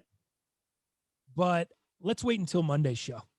Okay. We'll reevaluate the schedule when I can take time to break it down and look at it and kind of look at the ease and who's got the easiest, who's got the hardest, middle of the road, and all this stuff. We'll do some way too early Super Bowl predictions on Monday, and maybe we'll even throw a little bit of money down on it. Love it. All right. A lot of reaction in the chat to the East Coast, West Coast stuff. Living in there. Let me get to some of that here. Taylor Toadvine. Bro, I did a job in Seattle and I was over there for the NFL playoffs. I hated that shit. 8 p.m. and the party is over. I guess. Totally. Taylor, I guess, dude, we kind of get the same. I mean, it's 9 p.m. over here, And I guess it never really bothers me, but I never was an NFL party guy. You know me, Dow. I park it on the couch. I want to hear the game. I want to hear the analysis. I want to hear the sounds. I don't drink beer. I was never a big go to the bar and watch games kind of guy. It's almost like my same thing with the fights. You asked me to go watch the fights, all stuff. It's almost like a chore for me to get out on Sundays and try to go watch a game. You may catch me if it's in a special occasion and it's a Monday nighter or a Thursday nighter where nothing else is going on. I'll step out. But between fantasy and DraftKings and Red Zone and wanting to catch all that stuff and hear everything, I just don't hit the bar like that. So for me, I guess the party being over at 8 p.m., maybe I would be mad at 8, but at 9, I'm not too mad. It never really. Yeah. What about you? Did you ever think of that as a thing, though? Not really. I mean, maybe when I was a little younger for sure, but now, nah, I'm not bothered by it. Okay. John King, late games get picked up at 6 a.m. So he's saying he's like, whatever, this shit's for the birds. I ain't staying up all night. He passes out and then puts on the DVR in the morning and catches up, which for me, John, that's very hard to do. And especially you're a guy that's on social media a lot. You don't find that an issue when you try to watch those games, or do you not touch the phone until you've consumed the game in the morning? Yeah. If I already know the outcome, there is no reason for me to watch it. Like it's hard, can't do it. I can't do it. Yeah. Watching sports on delay these days is one of the hardest things to do because everything just gets spoiled. Everything, you'll get an alert out of nowhere. Like, damn, I thought I had those turned off. ESPN, Yahoo, Sports Center, whatever you get your alerts from, whatever sports app. So your fantasy apps, exactly. Ooh. DraftKings, yep. Any of that stuff. Ari Cruz, weirdest part about being on the East Coast is watching games and the arenas are still in the daytime. I can get that. So it's night on the East Coast, super late, and then you're out on the West Coast. The Dodgers are still at Chavez Ravine, and the sun is still out, super bright. Football games, I can see that. You're watching the Raiders or something on a Monday nighter. It's like 9 o'clock over there. A Monday night football game kicks off at what time for you guys? 9 o'clock, huh? Because it kicks off at 6. Oh no, that's about 6:30 here. So 8:30 over there. 8:39. Yep. Man, that's crazy. Philly Mayor, you get used to it. Rather watch at 1 p.m. Sunday games than when I lived in AZ, waking up at 10 a.m. after a bender Saturday night. And when they do the London games, waking up at 7 a.m. AZ time. That makes more sense. I definitely feel you on that. We're 11, and I feel like we're in such a sweet spot there with 11. I like 11. Yeah. What about you, Dow? Oh, 11's great, dude. Like, I'm able to sleep in a little bit if I want. Robin can make me some avocado toast for the morning. Toast too. Oh, dude, avocado toast is bomb. And I'm ready to go. She doesn't expect much from me on football Sunday, 11 o'clock. I got enough time. What I like about it, dude, I have a little bit of time in the morning, dude. Like 8 o'clock, I'll usually wake up somewhere around that 8:30. Finalize some of my research with DraftKings, with whatever, put a couple more lineups in. And it just gives me that little extra time where I'm not having to like rush to do things like I would in another time zone. I think it's perfect. Right.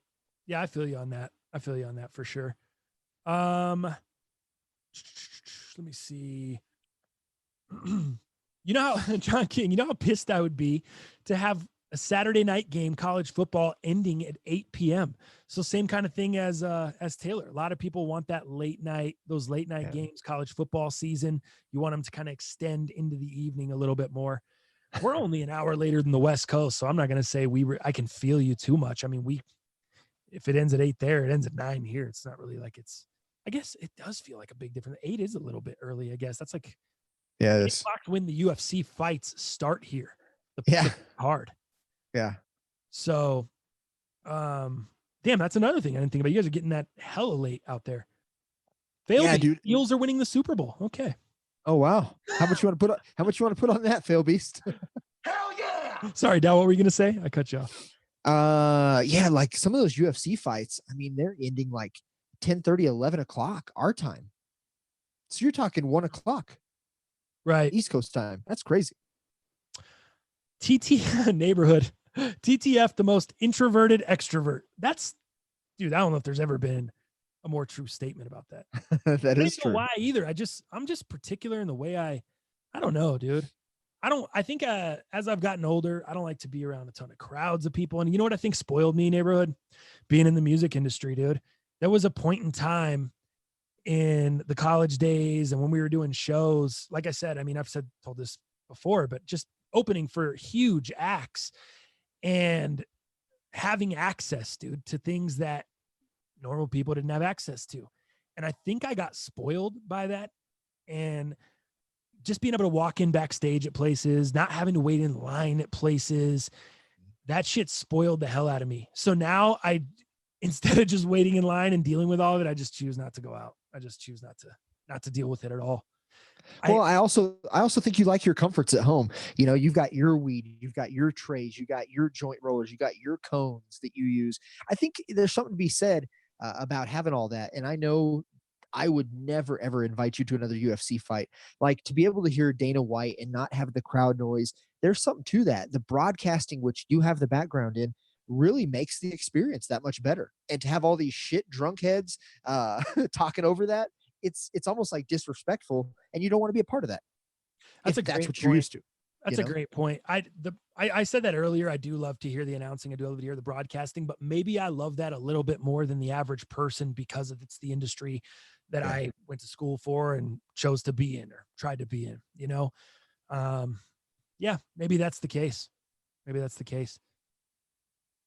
Misha can't watch sports taped. Yep. Yeah, I'm with you. totally. With you. All right, dude. Let's do this really quickly and then we'll hit on this day and then we'll go into sneakers. Giannis Antetokounmpo, Twitter hacked.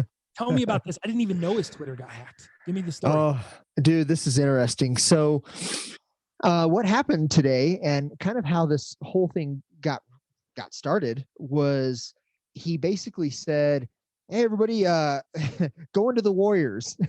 And that obviously sparked a little bit of contention. So let me get the exact tweets here. 1 second. He says as follows. He says, damn it, where'd it go? Did he say, I'm the best corner in the game. When you try to put the guard receiver like that, I crept. Sorry. He did not say that. No, he did not. Damn, I lost him, man. I had him pulled up, but long story short, the Bucks have actually came up and to his defense and have officially says Giannis's social media accounts were hacked this afternoon and have been taken down. An investigation is underway. So, some of the things that were said were pretty vile. And it sounds like one of these young kids, they believe just, somehow got in and hacked his shit. But he also said, had sex with Steph Curry's wife. He said, leaving the Bucks because they treat me like a slave, blah, blah, blah. And they need me to score 60 points every night. He said, what was another one? He said, heading to the Warriors, see you all there or something. So he just had kind of like these, it was like 6 to 8 different tweets that came out, and they got pretty vile at the end. But, this is interesting because we've seen Kevin Durant, right? Has his been hacked? He has burner accounts? Oh, Dal, you're not on him anymore. Oh, am I not? Switching, yeah, right. But yeah, it just shows your name. Oh, there you go. But in the past, we've seen like Kevin Durant, having trouble with his social media, creating possible burner accounts. This is not something that this is new. But this one really feels legit. Like, I don't really think Giannis is to be is to be blamed for this one. This one feels legit, like hacked. I think the rest of them, you could be like, well, I don't know. This guy's acting a little shady. This guy's acting a little weird. And then, of course, Kevin Durant, like I said, with his burner accounts, creating multiple accounts. This is not something new, but this one doesn't feel, this one doesn't feel like foul play is going on in terms of Giannis creating it. You know what I mean? Yeah. Yeah. So it's not like, this is one of the very few times that you feel like you believe an athlete is what you're saying. Because most of the time when an athlete says they got hacked, some foul shit's going on and they didn't really get hacked. They just made a regretful decision or had a bad night. Or somebody finds a tweet from like 10 years ago and brings that up and brings something back into the forefront of the limelight, right? Oh, yeah. Which is real shit, and that's been happening. But Always this one, that one. Yeah, this one is just, whatever. Oh, you got to put us back on the split screen, Del. My bad. I've been on the camera the whole time. I'm like picking up Benny. Benny came up here to like say hi. My bad, fellas. I'm over here messing around. There you go, Del. Put it on that. There Gotcha. You go. You're better. We're fixed. Oh yeah, there. Okay, cool. Sorry, I screwed everything up. No. You're fine, Del. No big deal at all. All right, man. Let's jeez. Dude, you lost the Giannis stuff, and I lost my on this day soundbite. What? That's the best soundbite we have. I know. Let me see if I can pull it up. It's loading very, very slow on my main screen, but everything's loading slow these days. So, I can't do that because I got the it's YouTube on. It is on the YouTube volume. That's great. All right, let's do this.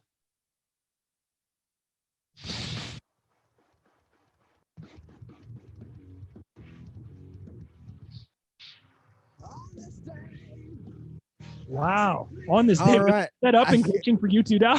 Yeah, I can barely hear that one, but it came across fine. But on this day, we have actually two events. So I'll kind of start off with, it's not a smaller or bigger one, but one that kind of means a lot to me here. So on this day, May 7th, 1994, the Denver Nuggets made NBA history with a shocking upset over the Seattle Supersonics in the first round of the Western Conference playoffs. Now, why this is such a big deal was Denver barely snuck into the postseason as the 8th seed with a 42-40 record, which is awful. That's 2 games above 500. That's awful. And Denver also shocked the nation by coming back from a 2-0 series deficit to not only defeat the Sonics, but the Sonics were a number 1 seed going against Denver as a number 8 seed. And this also happened on Seattle's home court, Game 5. So what a crazy time. And I think all you fools remember. You remember the legendary Dikembe Mutombo photo? That's what I was going to say. Right. Laying down on the floor, clutching the ball, dude.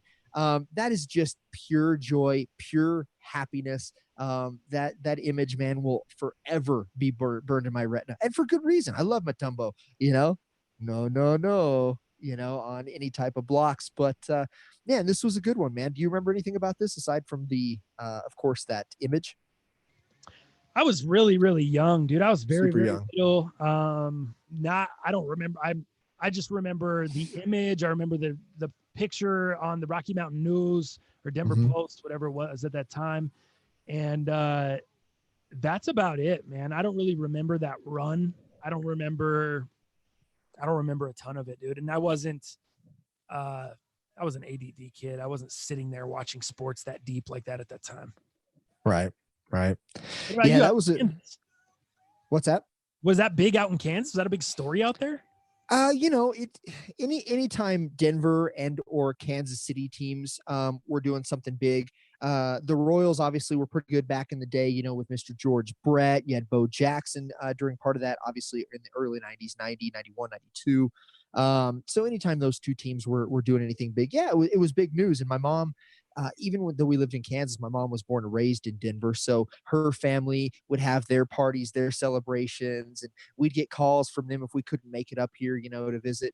We'd get calls from them, celebratory calls where, family members are drunk in the background. And so, yeah, it was big for us. And I remember a lot of those times, but, yeah, man, love my Nuggets. I mean, this was a time where you had Dikembe Mutombo, you had, Abdul Rauf, what was it? Mahmoud Abdul Rauf, aka Chris Jackson. Dude, you had LaFonso Ellis, remember? And I think he scored 19 points that game to help us win that night, and Robert Pack with 23 points. But yeah, man, I had a couple of their I had a couple of their jerseys. So this was a big one for me, man. And I thought it deserved a little bit of on this day. So I like that one. I did not know that. Yeah. Kind of fun stuff. The more you know. Nice. Now this one might be a little bit more memorable. This happened a little bit later. And so, for us and our followers, on this day, May 7th, 2002 is 18 years ago, bro. Holy smokes. Yeah, that's a long time, right? Allen Iverson has his historical practice rant. Tell me about this. I have I don't really need to tell you. I have the audio. Let me just fade this down and play this Allen Iverson sound because it is absolute gold. There you go. Yeah, and as you're getting ready for that, so this was 4 days after Philadelphia 76ers fell to Boston Celtics in the first round of the 2002 NBA playoffs. Allen Iverson provided one of the most memorable rants in sports history.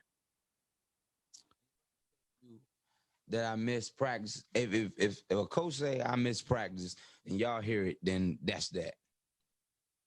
I mean, I might have missed one practice this year, but if somebody say he doesn't come to practice, it can be one practice out of all the practices this year. That's enough. If I can't practice, I can't practice, man. I'm hurt. I'm hurt.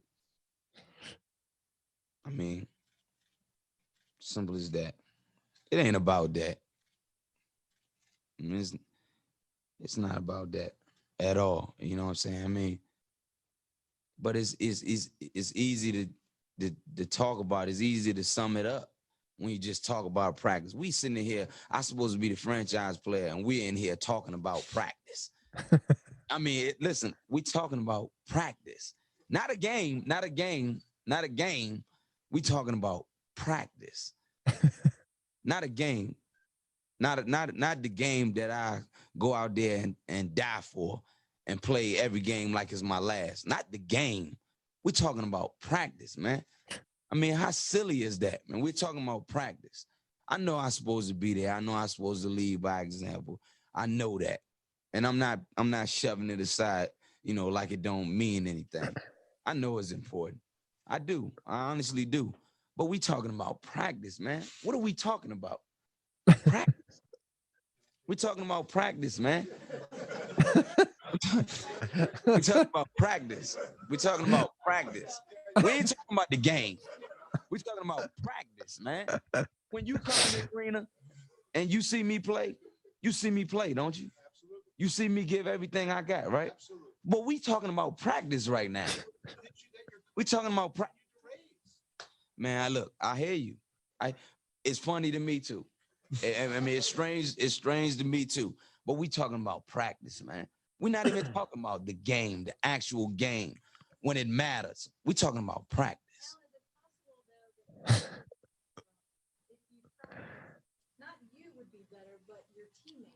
How the hell can I make my teammates better by practicing?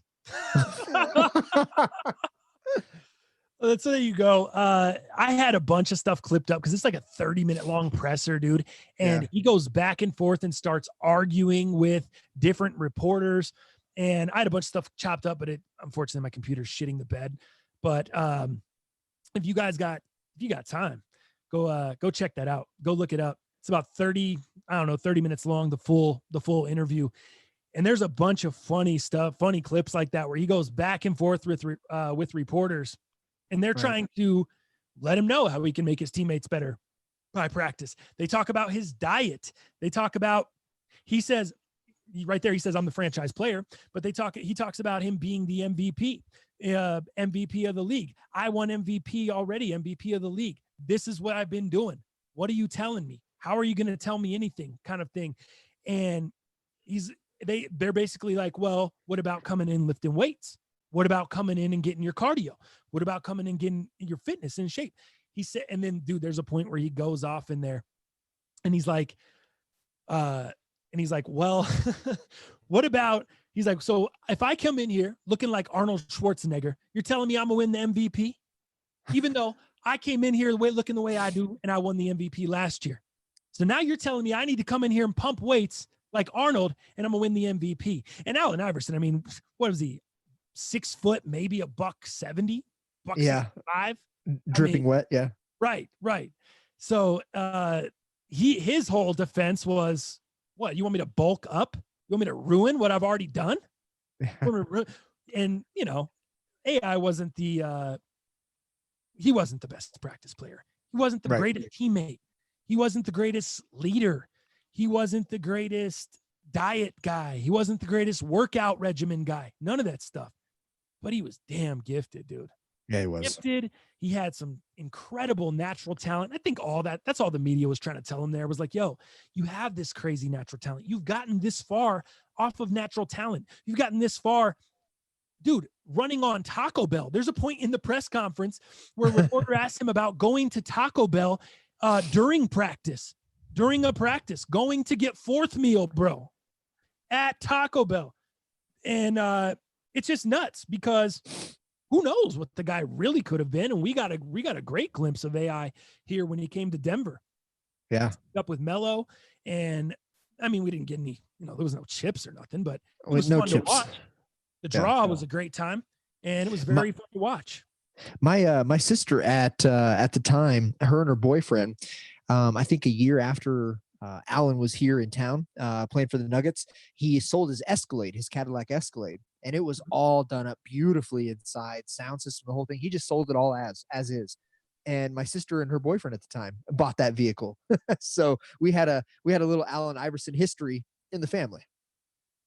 That's pretty cool, dude. Yeah, it was cool, man. So having Allen in Denver was pretty dope, man. That's for sure. But the fact that Allen was able to eat fourth meal, hell, that gives me hope. That gives me hope. I haven't had Taco Bell in a long time, but I'm here for it. Oh, dude, you got to go check out that whole clip. There's a point where he goes back and forth with a reporter named Phil, and the way he says Phil's name so condescendingly it's gold, dude. It's gold. I'm gonna have my shit on point next show, so I can have some. Hell yeah!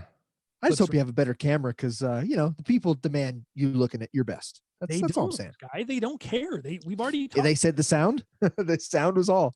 And the other thing is, I want to give Allen Iverson some props too, because I can only think of two other individual players that could play well in that brand of shoe. But AI in Reeboks, man. not signing with anybody else, Nike, just being a Reebok guy for life. He's still today a Reebok guy. I think if you've seen Sneaker Shopping with Joe LaPuma on Complex, he was still fucking buying Reeboks, even though sneaker shopping's so fucking retarded. I hate to say it, but ain't no players buying them shoes. Okay, they get shoes other ways. They ain't be buying. Forgot all about the Reebok days, dude. Yeah, he was. But yeah, poster child for Reebok, dude. The only other two that I can think of, and obviously Shaq wasn't with Reebok his whole entire existence, but you look at like the Shaqnosis, that he had with Reebok, and his Reebok pumps, of course, that are notorious with Shaq. But the only other individual that comes to my mind with Reebok is D Brown, the Omnilite pump. And because of that, I didn't even have these out, but for this reason. You got some stuff for us. You're going in the vault? This fool's digging in the vault. Here you go. Hey. Here are the D Brown Omnilite pump with the Hex technology, dog. Remember these joints? Oh, so ill, dude. Love these things. Sorry, I'm trying to talk so people can see them, because when I talk, it goes to me. That's right. Yeah, not good. There you go. So the Reebok Insta Pump joints, man. And these were, like I said, these were the Omnilites, which are super, super dope, man. That orange basketball on there, dude, is just so nostalgic for me, man. And the fact that these fools were playing in these versus anything else, like, props to them. That's good shit. Danny B, Hexalite for life. I forgot that shit was called Hexalite. Yep, Hexalite. That honeycomb type of pattern, material, whatever you want to call it. That was kind of their answer to Nike Air at the time. Taking you back, man. Yeah. Crazy. Let's see. Misha, one of the toughest dudes out there. Thanks for playing the whole clip. Gives reference. Not him trying to downplay the importance of practice, just talking about how much he gives to the sport. Danny B, Al, pound for pound, the GOAT ball player. There you go. That's always the nice pound for pound's the nice way of calling someone. You can call someone the GOAT without them really being the GOAT. You know what I mean? Right. If you put pound for pound in front of it, you can kind of give them that credit for whatever reason. Whoever came up with pound for pound, that's a very underrated term. Don't you think? Yeah, we'll have to make a shirt. Pound for pound. Pound for pound, bro. Underrated. Now, do you know how long we are on right now? I don't have the countdown timer. My thing is a mess, as you know. Let's see here. If you don't, it's fine. But we're going to transition into sneakers anyway. I just kind of wanted to see the running clock and where we were at. But where do you see that on Zoom? Is there a way to see that? And on Zoom, I always see it on the YouTube channel when I'm in that view, but I'm not in that view right now because it shit the bed on me. but it doesn't Gotcha. matter. Let's jump into sneakers, Dal. In the rundown we got here. Yeah, let's just start with the Ultra Boost Triple White OGs coming back, bro.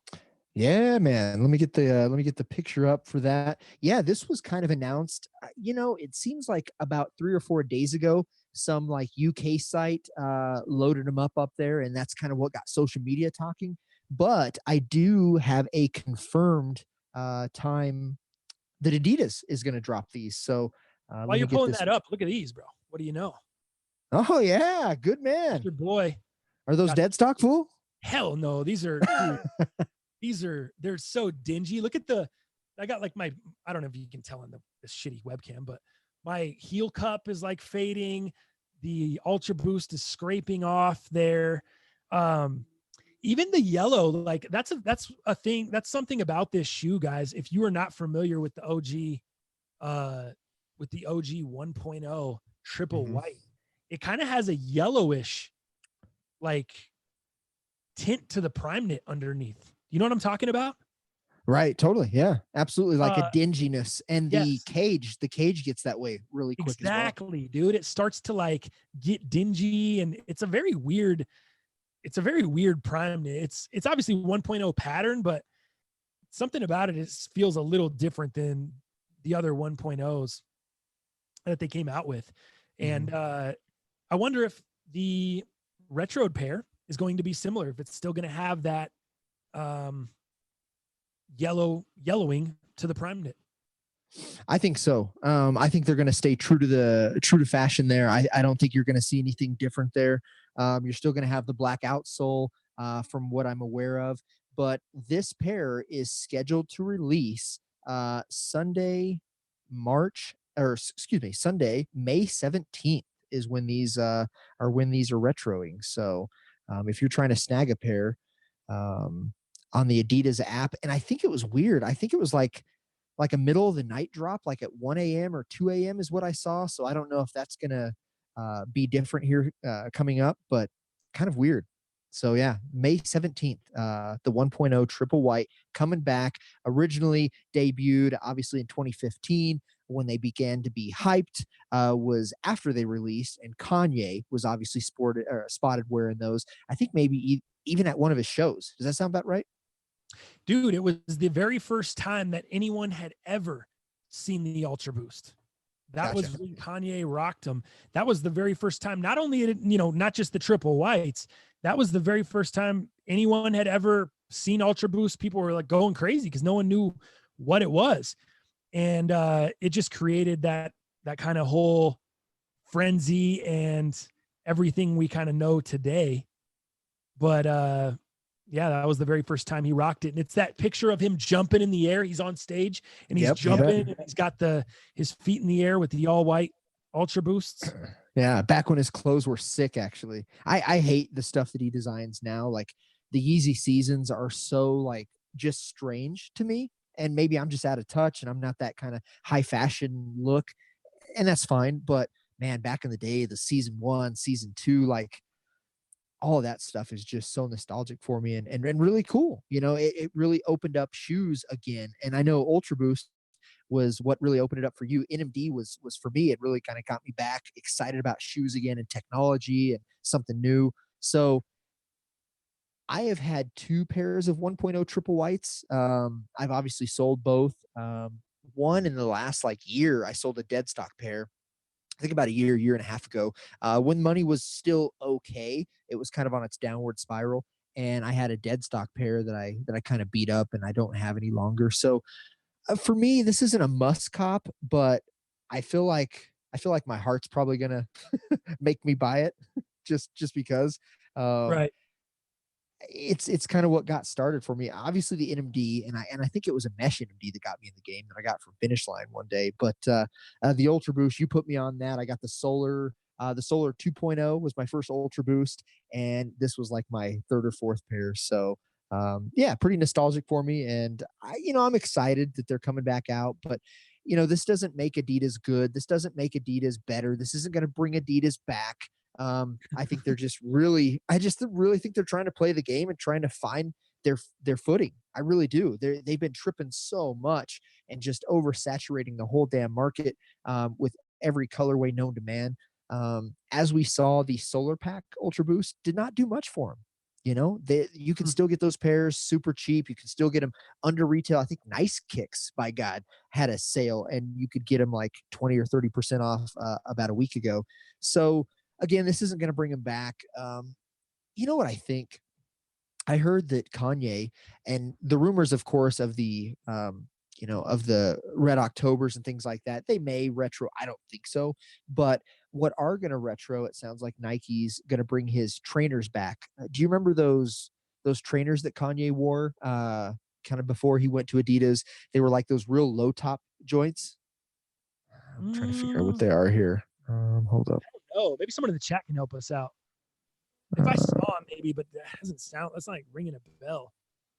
Yeah, I forget the model here, but the other thing I was going to ask you about these before we move on, do you think that they're going to, you know how like some of the retros, they put a Continental sole on the 1.0s that didn't have it? Yeah. It looks in this photo that it got the original OG non-Continental sole, which mine have here. Right. It looks like that. Do you think that's going to be what we actually get, or will it be Continental? I think in this case, it's going to be Continental. 100%. They have moved on from that original sole, that outsole. You will not see that anymore. It will be 100% Continental. Okay. And the trainer that I was seeing here is old. It's the OGs. Yeah, this was just a picture just to remind people. But Adidas does have their actual images up, and I believe it's Continental sole for sure. And the shoe that I was talking about, check this out. It was the Flyknit trainer. They had a white version, and then they had kind of a black and white, like an Oreo. Dude, those were awful. The midsoles on those were so hard. I had the white pair that was super dope, but man, I had to sell those instantly, dude, when I put those on, because I never had them back in the day. I just bought them out of like, I found them cheap on Goat a while back. But Nike you got them up on the is screen or no? No, I don't. I can put them up there though. Yeah, just go there real quick. You can pull those other ones down. I just found them on Sneaker News. But yeah, I saw they're retroing those joints. What, that's somewhere around the 10th or 12th, or? It sounds like I haven't seen an exact date quite yet, but Nike has confirmed that they are going to retro them. Sneaker News, dude, 6 hours ago. Oh yeah, there you go. Back when Kanye was still repping Nike, his style influence was arguably at an all-time high. Blah blah blah blah blah. Nike's retroing the OG Flyknit trainer for retail. May 10th. Yep, May 10th. Gotcha. Release date. Wow. So that's like in a couple days, dog. Right. That's like that's really soon. Real heads so up, maybe so maybe this is kind of Adidas' way of just trying to kind of compete or follow what Nike's doing. I don't know for sure, but bringing things out of the vault with Kanye, with where he's at, what he's been doing, anniversaries, whatever. I just think Adidas is probably just copying somebody else's idea. In this case, it looks like Nike because they're doing it first with the trainer. So who knows? Right. All right, Dal, let's what other I saw, let me see. Well, here, let's do this real quick. The Kobe 6 was just dude, this came out the holiday of 2010. I think actually on Christmas of 2010. The infamous Kobe 6 Grinch colorway came out, and they are going to retro this. I don't think they have an exact date yet. They might. It looks like early 2021. That's all they have on there so far. But this, for anybody that loves, just basketball shoes and what Nike was doing during this time, especially with the holiday shoes that they came out with. I mean, this is arguably probably one of the most favorite PEs out there, player exclusives from Kobe. And I think right now, if you're trying to buy them, I think they go for like $1,500, $1,400, $1,600 on resale right now. So they are a very sought after shoe, a grail in a lot of people's opinions. But yeah, the 6 Grinch came out Christmas Day in 2010. And obviously calls to mind Dr. Seuss character for the December holiday. So the inspiration behind the colorway is the green mamba snake, obviously, the green scales, the deep black eyes, which can be seen on the, scaly mamba inspired texture upper. This shoe is great. I wasn't into really, Nike basketball shoes at this time or even now. I have that new pair of Kyrie's, that concept collab, and I don't want anything to do with them really. I just wanted to buy something, I guess. But this shoe is pretty cool, and I think how sought after it is, how grail it is for a lot of people. This is going to fly off the shelves, especially with what's happened to Kobe and his daughter Gianna. I think this is a great time. I think Nike waited long enough to do one of arguably his best and most sought after shoes. I think this is going to feel good early next year for people to be able to have the opportunity to buy this. Weren't those things, or aren't those? That's not a pair that, I mean, I'd love to have them just for resale purposes or for nostalgic purposes, because I know that they go through the moon, but Right. Not a pair that I would ever rock or anything like that. But the reason I brought up resale is there's a lot of people really pumped because what do those things go for right now? Are a couple thousand? Yeah, I think they're between 11 and 1400, and that's Okay. again depending on size. They could be even more than that. That's crazy, dude. Yeah, so that's people are really looking forward to that, no doubt. The other thing I saw a couple different articles this morning, and they say rumored to be releasing early 2021. That's very curious to me, because why would you release a Grinch shoe not around Christmas? Early 2021 is after Christmas. Doesn't that seem strange? Do you think it is going to be that, or is it going to be, do they think they'll bump it into December? I'd like to think so. I think that's maybe what they're trying to do, but I think with COVID-19 and all the production issues and getting things right, I think this has really pushed back a lot of release dates. So I don't think early next year was their original intention. That's my opinion. Okay. That's my opinion. Yeah. All right. Good So stuff. outside of that, I did want to show you another sneaker that was really interesting to me. Let me pull it up real quick here. DJ Crush in the chat. What up, Crush? How you doing? Crush is crushing it. Your vlogs, Doc. A lot of people have been hitting me with that lately. I think people are inside, not doing anything, so they're watching like old ass sneaker reviews and vlogs, and there's a lot of good content, man. It's funny. I go back and you'll go back. Someone will send me a link like, "Oh, you remember this?" And I'll go back and check it. I'm like, "Damn, dude, that's feels like a different lifetime ago," but it's still good content. Like, still good. The shit still holds up. For sure. Maybe I'll bring some vlogs back. Who knows? Maybe should I be on the Amazon truck dropping off packages, fucking vlogging, or what? That'd be tight. Have a little GoPro strapped to you somewhere. A little chest GoPro. I think it'd be tight. Right. So check this out, man. I know you hate Uncaged. You always hated Uncaged.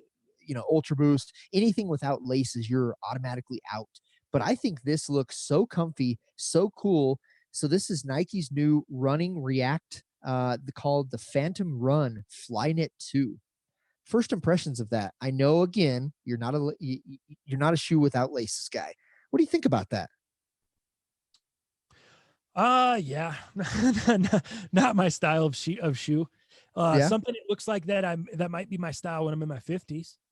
Really? Nice. Yeah. Just a nice, easy throw on, plus a ton of cushion. Excuse me. Just Dang. Cushioned out underneath, walking on that huge pillow of React there. Of React, which I love. Like, that's my new favorite technology. I love React, dude. I am all in on React. But I even brought the specific Broncos colorway for you, just hoping that I might be able to just kind of, You got any other angles? You got an on feet for me? I don't want to, it's hard to. Oh, there you go, man. Yeah. Some of those looking down on it doesn't look that great. Looking down on it. Go back to that top view. Oh, this one? My gosh. Yeah. You know what that looks like right now? What does that look like? Those women's socks, the scrunchy ass socks that they wear that go down over their top of their shoes a little bit from like the 90s. And they kind of go, oh, dude, those are, not good. Oh man, no. Now I'm out. These are an absolute no. Give me more angles, and it's dude, that's all I can see now. That's all I can see. Gosh, I'm the pickiest. It reminds me of more of a snowboarding sock, like the deep. You see the deep grays and blacks that look obviously like a wool, right? And you have these lines that are on the bottom of my snowboard socks to help kind of grip to the bottom of the, to the insole of the boot to kind of keep your feet in place and no movement. That's what I see. I don't see any 80s, 90s scrunchy socks, but hey, to each his own. I can understand. Oh, that's all I see. That's it, dude. Yeah, I don't know, everyone man. that's flaming you. Those are bricks for sure. I think he just called you an old man, Dow. Yes, TTF. Man, get them shits off my computer. That's some flash dance shit. Two fly Danieli. It is Oh man. Dang, y'all a bunch of haters, man. I crushed think this trash. I think this is the greatest quarantine pair of shoes. Alice. I think nobody has to see them. You might as well wear no shoes because they're going to be so comfy. You don't have to lace anything, tie anything up. I think this is perfect for picking up the dog shit if you don't have a poo crew like I do. If you want to go out there, pick up dog shit, you want to take things to the recycle bin, you want to take the trash out, this is the perfect shoe. I think it's great. Some 80s jazzercise. Couldn't have said it better, dude. 80s. Oh, not good. Yeah, dude.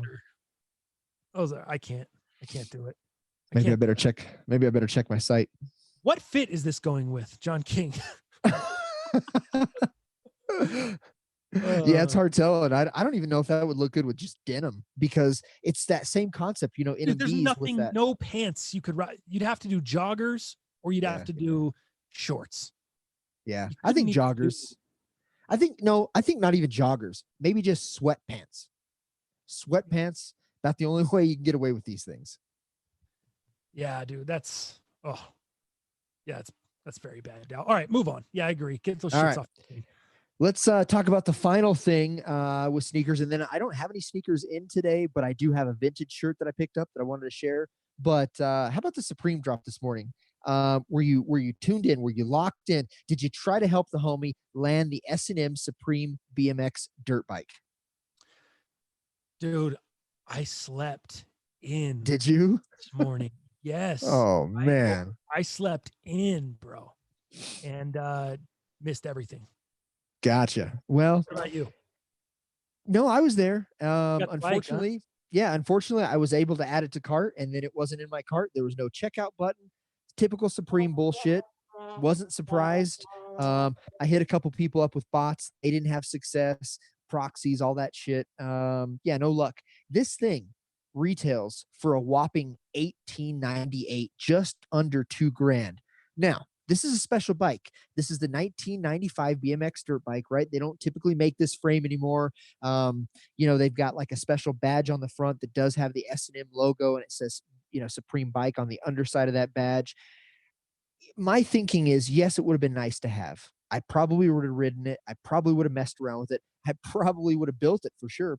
And I probably would have sold it used. But I think this would have been great for my collection. It would have been hard to get rid of. But I also think about what I could build for $2,000 in terms of a bike.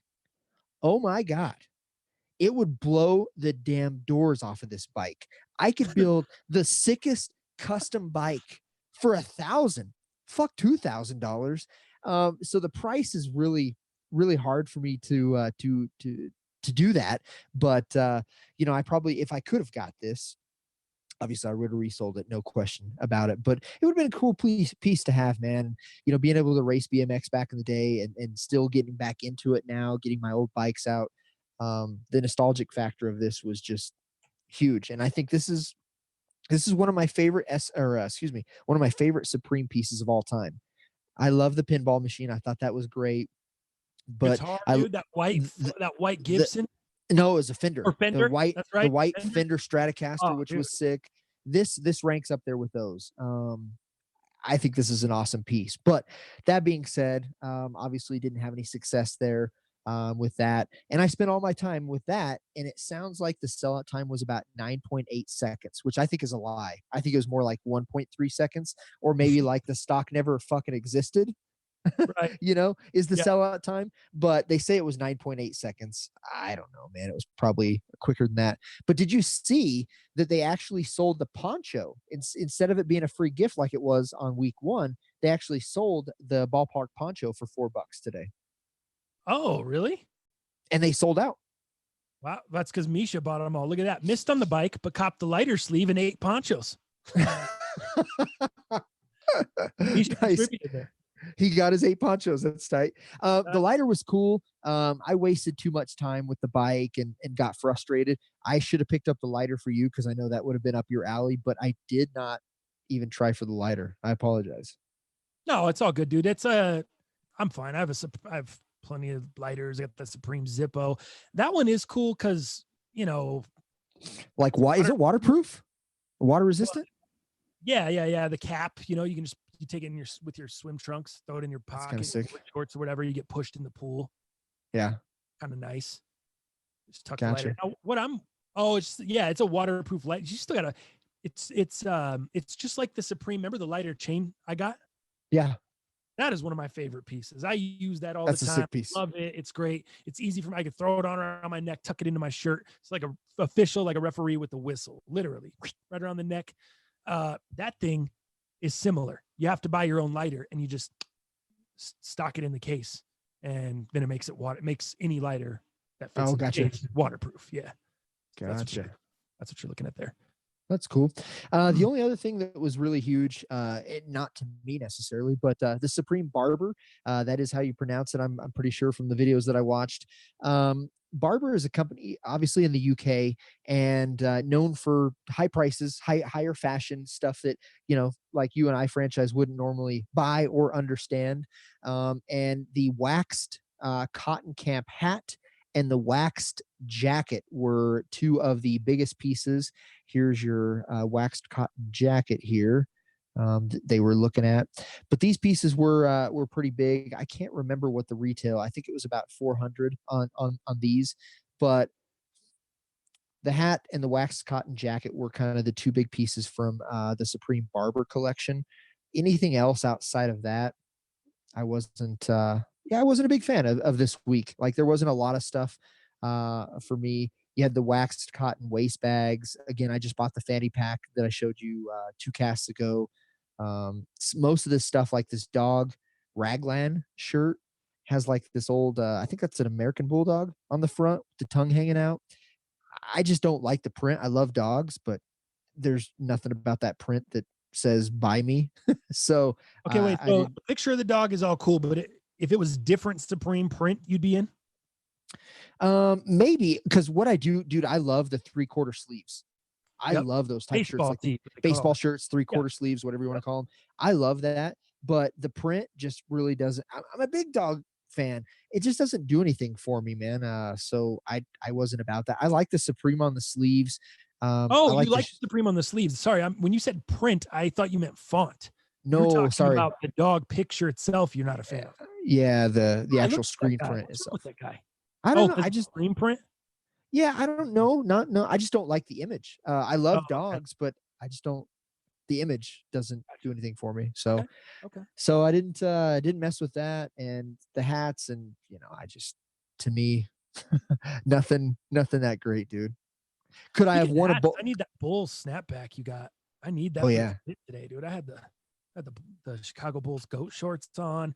I had the custom off-white ones that the homie Chef Hoy did for me. Right. Yeah, dude. I needed that Bulls hat. Needed that over here. Sorry, what were we saying? Well, I can tell you. I'm just going to give you another look at it here. But hey, Dallas is open for curbside at any time. You just let me know, dude. Actually, I will be by your house tomorrow, bro, if that's okay. Because Misha, I'm going to pick up the Royal ones from him tomorrow, and then he has something for you that I'm going to swing by and drop off. Yeah, he's got an Atmos tee that goes super well with my duck camo Air Max 90s. So I think I'm going to cop that off of him. That is exactly what it is. I forgot what it was. Now you refreshed me. Yep. So I'll drop that off to you tomorrow. If that's cool. And then you can just set that outside. I'll text you when I'm on the way. Yeah, because I'm going to go pick up those Royal toes and then do that. Nice. I'm anxious to see your quality of yours. See if they're any different than mine. See, I know. Very interesting. Very interesting. Dope. There's a couple, let me see. A couple of little things, I guess, in the chat we can hit before we leave. Oh, damn, there was a question about my thing is going so slow. Bro. Oh, my goodness. There we go. Mario Vasquez. Yo, T, you rocking any SBs in the rotation? I haven't been because we haven't been going out, but I'm about to start busting them out, bro. I'm going to start busting out the SBs. And I just copped one of my Nike SB grails today, bro. Dal knows what it is, but I'm not going to let you guys know yet. It is a grail. I got it for the price I wanted. I kind of lowballed the guy on the bid. He took it, and I got him for just under $400. I paid $398 for the shoe. I did have to get them used, but dude, they're in like 9 out of 10 condition. They look phenomenal. Very excited to have them. I don't have them yet, but I'm very excited to get them in, assuming everything goes well with GOAT. I told you, or I tweeted out the other day that I have this GOAT credit is burning a hole in my pocket. So I just went on there. I went on a bid spree, dude. I just put in like 5 or 6 lowball offers the other day, just hoping this gets accepted. And if it all gets accepted, there goes all my GOAT credit. Hey, at least you have GOAT credit. That's cool. Right. Neighborhood dog walker, probably. That's a great guess because that's one of my SB grails, bro. Or my dunker. Yeah. Well, speaking of grails here, let me show you a little something here. So I just picked this up. Yes. From the homie AZ Grails. You can follow him on Instagram. Speaking of grails, there we go. Yeah, check that out. So I don't know if you can see that too well, but can you recognize those 3 individuals? Oh yeah, the Beasties, buddy. You got it, brother. You got it, man. Nice. And super huge on the back, Beastie Boys in this cut. So this is obviously from the 90s. It's a little big for me. It's an extra large. With vintage, you just never know with sizing. So you usually just kind of measure the length, and then you measure kind of the pit to pit to have an idea of what sizing you might need. And that's what you would go with. So this is a little bit big for me, but man, I love the Beastie Boys. That documentary that was on Apple Plus or whatever was so sick. Have you watched that yet? No, I have not gotten around to it. I need to. How about this? I'll make you a promise. I'll watch the Alex Smith documentary before next show if you watch the Beastie Boys documentary before next show. And I want to report. It's that good. It's that good. I'm telling you. It's on Netflix, you said? No, it's on Apple TV Plus. Oh, Apple TV Plus. I'm sorry, excuse me. Let me put that. So you got to watch that, man. It's really, really worth it. So he hit me up after we talked about the documentary, and he DM'd me. He says, "Hey, I got a shirt for you." That's dope. Good. Yeah, man. So like our people, dude, that support us, man, we really, really appreciate you guys. You fools are what make us great and what make us better than what we already are. And AZ Grails on Instagram. Check him out. Super fair. Yeah. He has a great eye too. And you know what's crazy is he actually has a relationship with some of Slobby Robbie's crew that's in Arizona. So this fool has contacts and gets stuff that you would never, ever be able to see because of, again, network and contacts. So AZ Grails on Instagram, he has a great eye. He has great contacts, and he's super fair, and he's super quick with the shipping. So check him out. Dope. Mar, you're asking a lot of questions, but I'm trying to keep up with you. Number one, we'll finish on some of these questions here. Number one, TTF, how long ago did you lose all your hair? Dude, I probably started catching the recedes. The recedes. I probably started catching the recedes when I was like 23, 24. And it just kind of started, receding back a little bit. And, it's how it goes, man. Hereditary, genetic. That's how it goes. The other question he had, what was the other one? Oh, aren't you worried about foot fungi with used shoes? We've talked about it a little bit before on the show, but you just gotta really vet the pictures, dude. You just gotta really look at the quality of the shoe, how good the quality is. Also, I don't rock the insoles that come in the shoe. I always take the insoles out, whether the shoe is new, used, whatever. I don't use the insoles. If it's a new shoe, I like to save my insoles. So when I resell them, the shoe is better and I can get more money for it on the resale market. If it's a used shoe, I still take the insole out and I put in Hefe Lux. And any of you guys know me and my dunks, SB dunks, Jordan 1s, Hefe Lux is what I roll with, man. So I take the insole out to save it and throw the Hefe Lux in. Wandell got to wash the shoe. Exactly. So when I first get the shoes, throw it in the wash, just like I did with these ones right here, dude. These pine green Jordan 1s right here, my guy. These smelled like a bowling alley. Okay. These smelled like a bowling alley. Took everything out, threw them in the washer, 100% new. And then now I rock Hefe Lux in them, so I don't even use the insole anyway, and they're good to go. I've never really had a shoe where the insole is just in super bad shape, but again, I really look at the details on the shoe. Yeah, I think another suggestion I would add, if you want to rock it with the insole, spray in some isopropyl alcohol just in there. Just give it some sprays in there, let it set for a little bit. You don't have to really saturate it necessarily, but you actually spray inside the shoe where your foot's going to rest. That usually takes care of anything as well. But for me, any used shoes that I buy, I use the Rejuvenator laundry kit. That seems, any hot and cold temperatures, are going to take care of that. But if you didn't want to wash it, if it was super crazy material that you just weren't comfortable with that, if you just do a couple light sprays of that alcohol inside there, that should kill anything as well. Also, guy, speaking of bowling, just go get some of that bowling spray. You ever been bowling? Yeah. You ever put on bowling shoes? I'm more worried about foot fungi from the bowling shoes than I am from there. But you can just get some of that spray, that little disinfectant spray that they spray in there. Boom. Dude, hell yeah, I'm sold, man. I'm first thing I'm doing out of quarantine, I'm going to a bowling alley. I'm gonna get some shitty nachos, some shitty PBR, and I get some foot fungi. Dude, we should vlog that. We should do a bowling episode where we go. Maybe we'll go like $5 a frame, and then we'll go like 20 on the game or some shit. Oh, that'd be sick. That'd be dope. That'd be fun. Do some Hopefully we have there. jobs. Hopefully we have jobs so we can afford those bets at that time. For sure. Cool. Hit the Brunswick zone. And we're gonna pick up some spray. I'll distract the person up front while you snag the spray. We don't have to pay. Fair enough. I like it. I like it. Cool, Dow. Anything else, man?